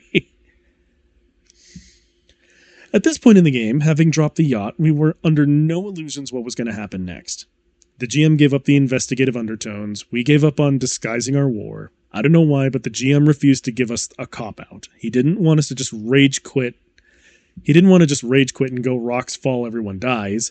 The session ended with us dropping a yacht, and we all walked out of there fully expecting open warfare the next time we returned to the table. A week later, we met for the last time as a group after months of weekly games. It took Henderson about 3 weeks to completely destroy any semblance of a plot or a long-term goal. All that mattered at this point was that our deaths were long, glorious, and brutal. Ironically, it was the first time we all arrived at the table with the same expectations and enthusiasm. Mike wanted to see Henderson die, and the GM wanted to kill him. I wanted Simon to draw it out as long as possible. John wanted to see Will continue to give 0 fucks. In a way, we all succeeded in our respective goals. The game picks up about 3 days after the dropping of the yacht. The remaining cultists begin to kill each other in open warfare, and the police and federal investigators are all flipping their shit over the blatant wizardry happening. In the midst of it all, we're hitting high-priority targets and wreaking as much havoc as possible. The Buick is sacrificed as a car bomb to wipe out a police station filled with Shoggoths. We managed to briefly steal a tank from the National Guard, and we're drive right through a bunch of zombies in a shopping mall. God damn it. Henderson updates his outfit, swapping the Hawaiian shirt for a leather jacket, the back of which is emblazoned with a gnome wearing aviators and throwing up the horns. He also dons a regular pair of gray cargo pants, since he would have more pockets then. Simon put on a tuxedo and refused to take it off, while Will donned a Flogging Molly t-shirt and a Utilikilt. Jimmy and Carrie sadly didn't update their costumes. Their players were pulled out of the game at this point by Jim's parents in the real world, since they insisted on dragging them to some movie. We decided that meant that Henderson made Jimmy get the hell out of Dodge, commanding him to continue the good fight if it came to that. We went back to the abandoned hockey stadium we were using as a base and loaded him up so he'd get out safe. And then dropped him near a military evac zone where he met his family. We raided an Applebee's to get some supplies, and then hit up a hardware store along the way. On the way back, we find out that the bad guys have realized we're the cause of their problems, and we're about to launch a coordinated strike against us. They breach the military line between us and them, and start to pour after us like a black sea of unthinkable horrors. Along the way, they start to reanimate the dead and dying of both sides to join their charge. We managed to stay a step and half a step ahead all the way back home, occasionally taking a detour all through a place like an abandoned shopping mall or the home and garden center at Lowe's. We get back, and then Henderson lifts up a gnome from the back of the truck. He smiles, and then sets it back down before turning to us. Gentlemen, it's been a pleasure. And with that, he made his way to the rink. We all knew then that it was a last stand scenario, and we started barricading the doors. We managed to get 3 of the 4 entrances almost unbeatable, but the 4th one was being broken open when Will and I got to it.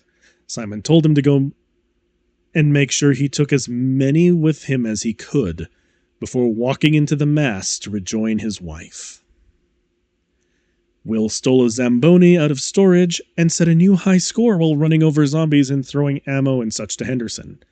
When he died, they were forced to go over the machine he left to get onto the ice, where Henderson was waiting for them. He managed to kill a shitload of them, but when he saw they managed to get rid of Will's impromptu barricade, as if on cue, all 3 of the still locked entrances explode open. And a horde seemingly without number comes in. Henderson smiled and called Hastur forward into the world and set the timers. As Hastur stepped... Wait, hang on. There's a thing I gotta do. Hang on.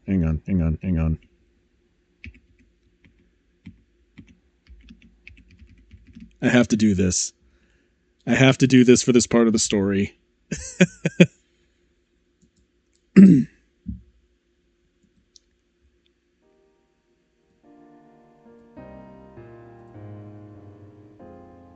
hang on.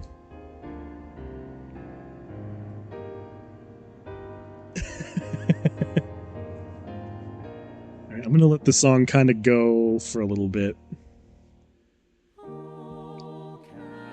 As Hastur stepped forward, he got a rather unusual greeting.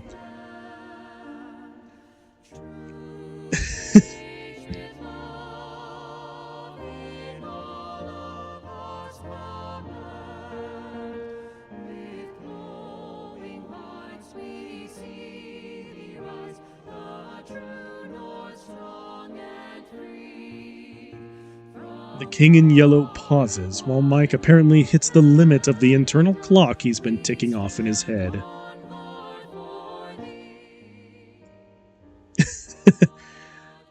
Alright. We win. What?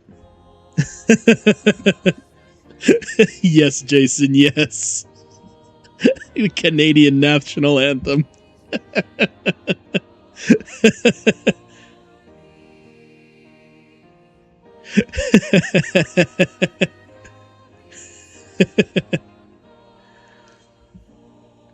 The charges go off. I set them for 15 seconds.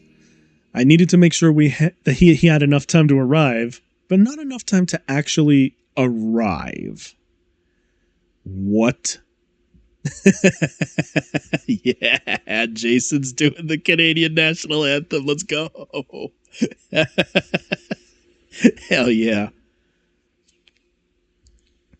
All right. He then broke it down and explained little pieces of information gleaned from an investigation in the investigative portions of the game. Meticulous notes from months prior. Together they painted a very obscure bit of information regarding the nature of the gods in this setting. But that's You bastard! The GM accused dramatically, standing up and pointing. You only just now noticed? Mike returned, politely baffled. The GM then performed. Hell yeah. We did a funny, hell yeah.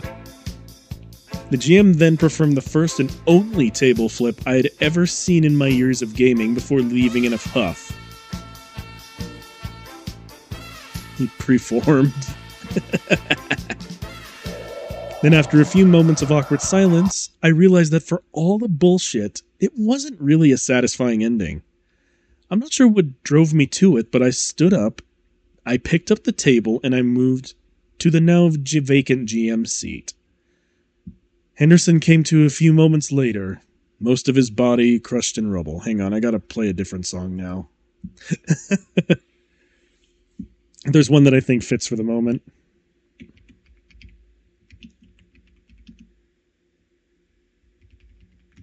Hang on.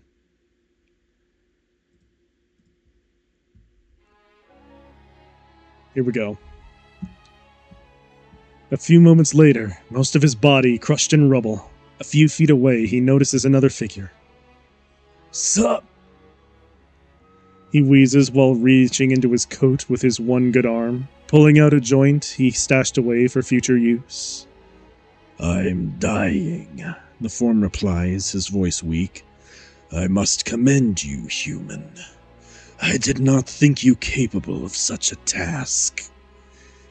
Yeah, you seem the type to know a lot.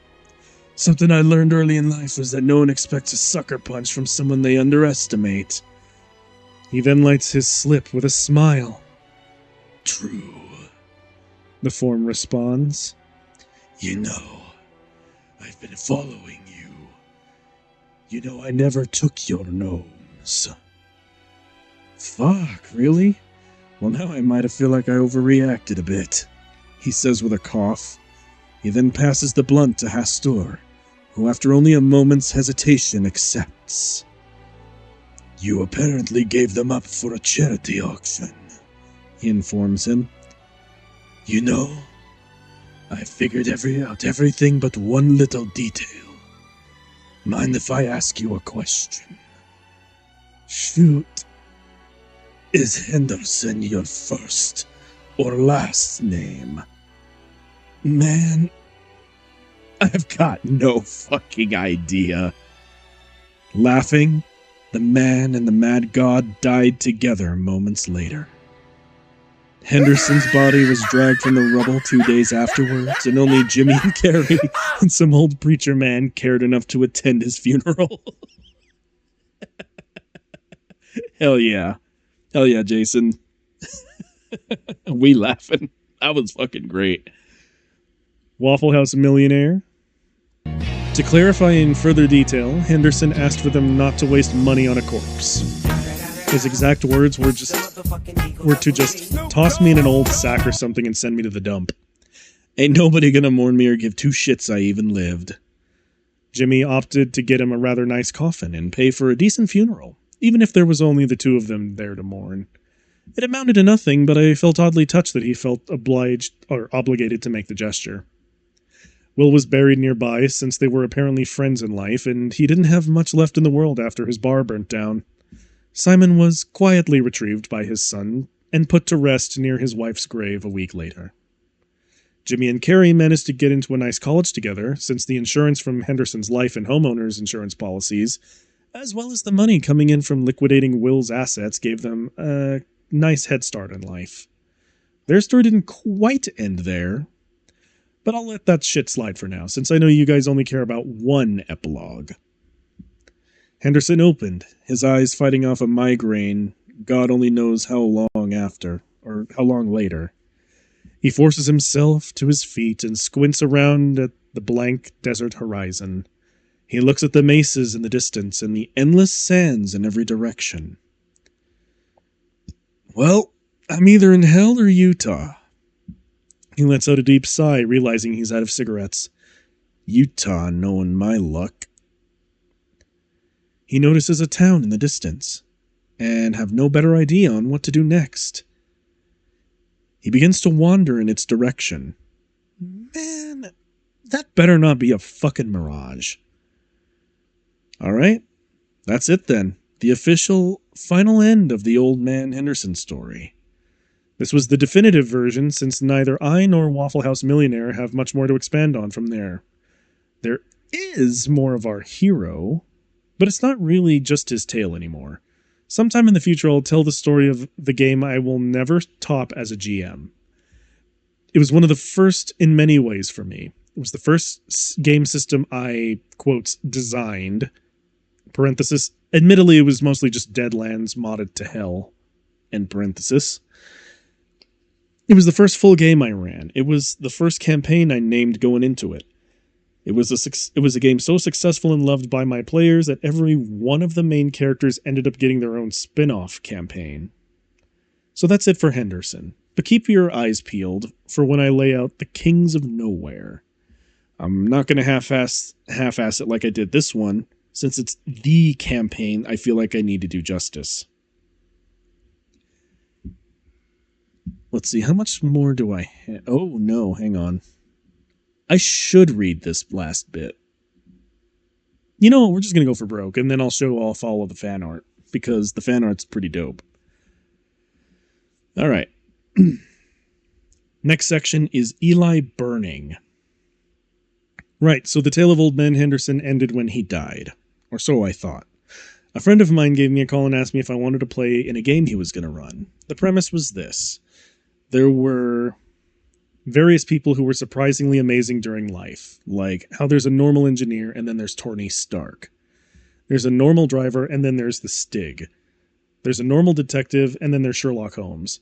These people were basically heroes, like the ones of old, expressed in a new way. And when these legends die, they don't completely fade away. Sometimes when one dies with a job unfinished, they end up haunting a place. Some when they die, they become martyrs for the cause, never fully removed from memory. And there's the oddest cases, when two heroes clash and destroy each other. Their duel continues in another place, a place somewhere between life and death, heaven and hell. Here, their quarrel is settled properly, and the winner gets a second shot at life. I'm not going to tell the full campaign story here, since this isn't the time or place, nor have I had a chance to type it up properly. In the end, Henderson beat a vastly weakened Hastur and won his resurrection. Then he found out what happens to a god when it dies. It doesn't get an afterlife. It just stops existing, and then a new one takes its old place in the cosmos. So he did something that threw everyone for a loop. He hijacked Hastur's essence to contact another god. Nyarlathotep answered the call, and since he just loves fucking with the established order of things, he cut a deal with Henderson. He'd bring them both back to life as normal humans, but he got to keep Hastur's power unless Hastur decided to claim it back. Henderson was then reborn into the mortal world. In his new life, he came across some knowledge that his childhood friend Heather was Hastur reborn, while simultaneously regaining all of the memories of his past life. He then got Heather drunk, got her to reclaim her power, and sealed it in an amulet. Nyarlathotep does not appreciate the irony, and tries to send cultists to kill him, which is kind of like trying to put out a wildfire by dumping oil on it. Henderson was last seen at around age 17, grabbing Heather and using some weird ritual to throw them into a parallel universe that Nyarlathotep couldn't touch. You could also call young old man Henderson Eli Burning, since technically that's his name now that he's been reborn. The fate of the backstory of Doom. Anonymous request. Due to the epic levels of madness in this story, is it inappropriate for me to ask that Henderson's full backstory be put up somewhere? Because I really want to read it, and have the backstory of Doom preserved for all time. Waffle House Millionaire then replies, "Fuck no. I burned that thing. It was evil. Seriously, the world is a better place without it." And On says, "That may be true, but since when does anything about Henderson take the good of the world into account? Bleh.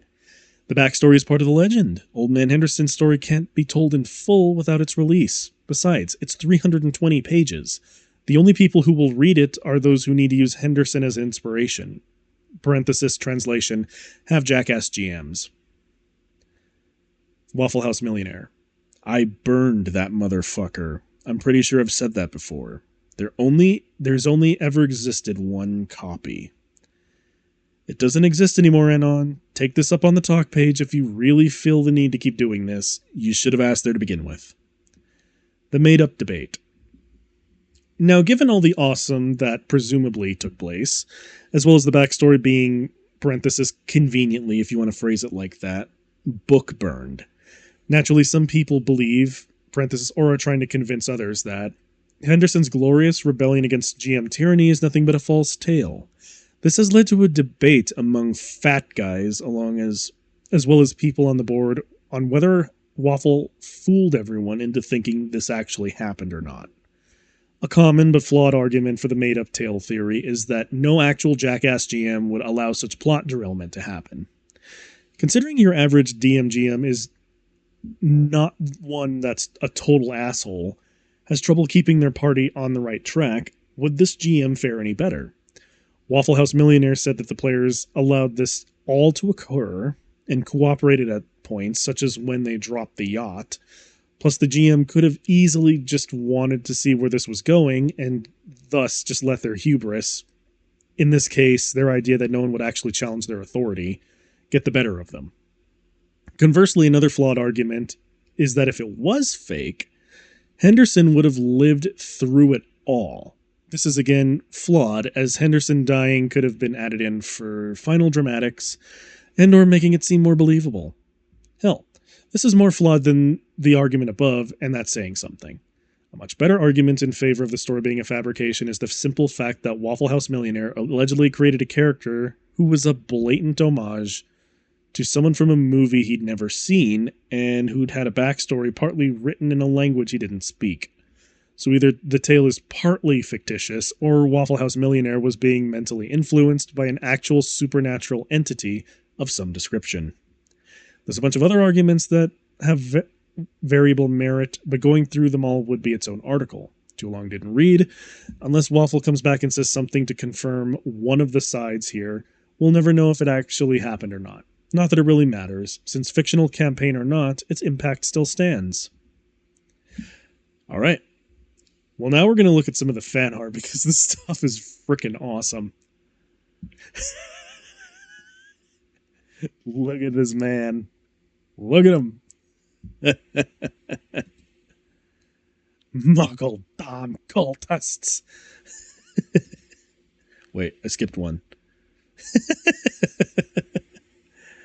I love this picture too. Muggle damn cult. Aaron, please be keeping my women. Do you mean squats, foolish monkey? Because of course there has to be an Eldar here. And here's just some meme characters from TG back in the good old days. I may read some, if they still exist, I may read on some of them. Probably Commissar John Fucklaw because he's funny. These two are just degenerate. We don't talk about them. And then, of course, Old Man Henderson over here. Too cool for school. This artwork is really damn good, though. Have you seen my lawn gnomes? In comics. Hell yeah. My friend, USA #1. You buy nice camel, my friend, yes? I have to lay off the weed. Wait. 10 free lawn gnomes with your purchase. Final offer. Book. There's the beautiful image already. Okay. We have officially looked at everything. Whew. Damn, that was fun. That was really dang fun. What the heck? Alright, I need to go back to my actual, other... What? What is happening? Nope, that's copyrighted. I can't play that. You know what?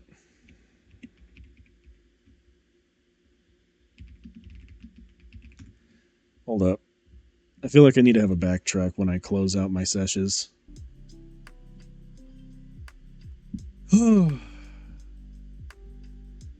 bet the entirety that possessed him was Loki. Yeah, probably. But yeah, dudes, that was the story of Old Man Henderson. Oh my god, that's so damn good. And it was really fun to read too, so I feel like for next Monday's Bad Bytes, I need to read I'm going to start reading more stuff from TG. Yeah, I'm closing up soon, but just so y'all know, the next one I read, I'm either probably going to read about Commissar John Fucklaw, or I'll probably read about the All Guardsmen Party. Because after it was brought up, I was like, damn, that's a good idea. Or I could read something really degenerate like, fuck, what's the name of that story? It's the one with the Krieg and Love. All Guardsmen Party will take 6 weeks. If not 12. I know. I'll read like an hour or two of it at a time. If you've seen my series, if you've ever known me when I read my degenerate shit on this channel, I'm not afraid of just splitting stuff up into different streams. Multiple weeks of content. Hell yeah. Anyway. Yeah. But this was Old Man Henderson. I really love this story. It's so damn funny. Especially the whole smoking a page from the Necronomicon bit. That's so good. But yeah, All Guardsmen Party, or maybe something else, depending on my mood. And also, I guess now's a good time to say it. I'll probably just change when I do my streams to be late night, because really frickin' early in the morning doesn't do anything for me anymore. And honestly, I need to leave my day freed up if I'm going to be doing, like, job interviews and applications and shit, so we're going to be moving strictly to being PM. Or PM where I live, anyway. So, yeah. I think that's about it. I'll be... if I haven't already, I'll probably also update my schedule, but... try not to do so many 1 a.m. Nah, I'll probably try to do either, like, between 10 and 11:30 as the start point. But, yeah. It's 3:18 there. Oh, God. Damn. But, yeah. I think that's gonna do us for tonight. I have to, yeah, I have to button it up. And I think or what I should say is, like, later today, I'll probably do more Monster Hunter or probably more Mech Warrior, just depending on how I'm doing. We'll see. But for right now, thanks everybody for joining in. If you like what I do, check out my YouTube and my Twitter and X and all that good stuff. And as always, yeah, have a good night, Jace. Good to see you, man. Thank you for letting me know that 2D 4chan exists and is a continuation of 1D 4chan. For right now, this has been the Bite the Robot Show. Thank you all so much for joining me. I'll see you all in the next one. Peace out. Mark all down the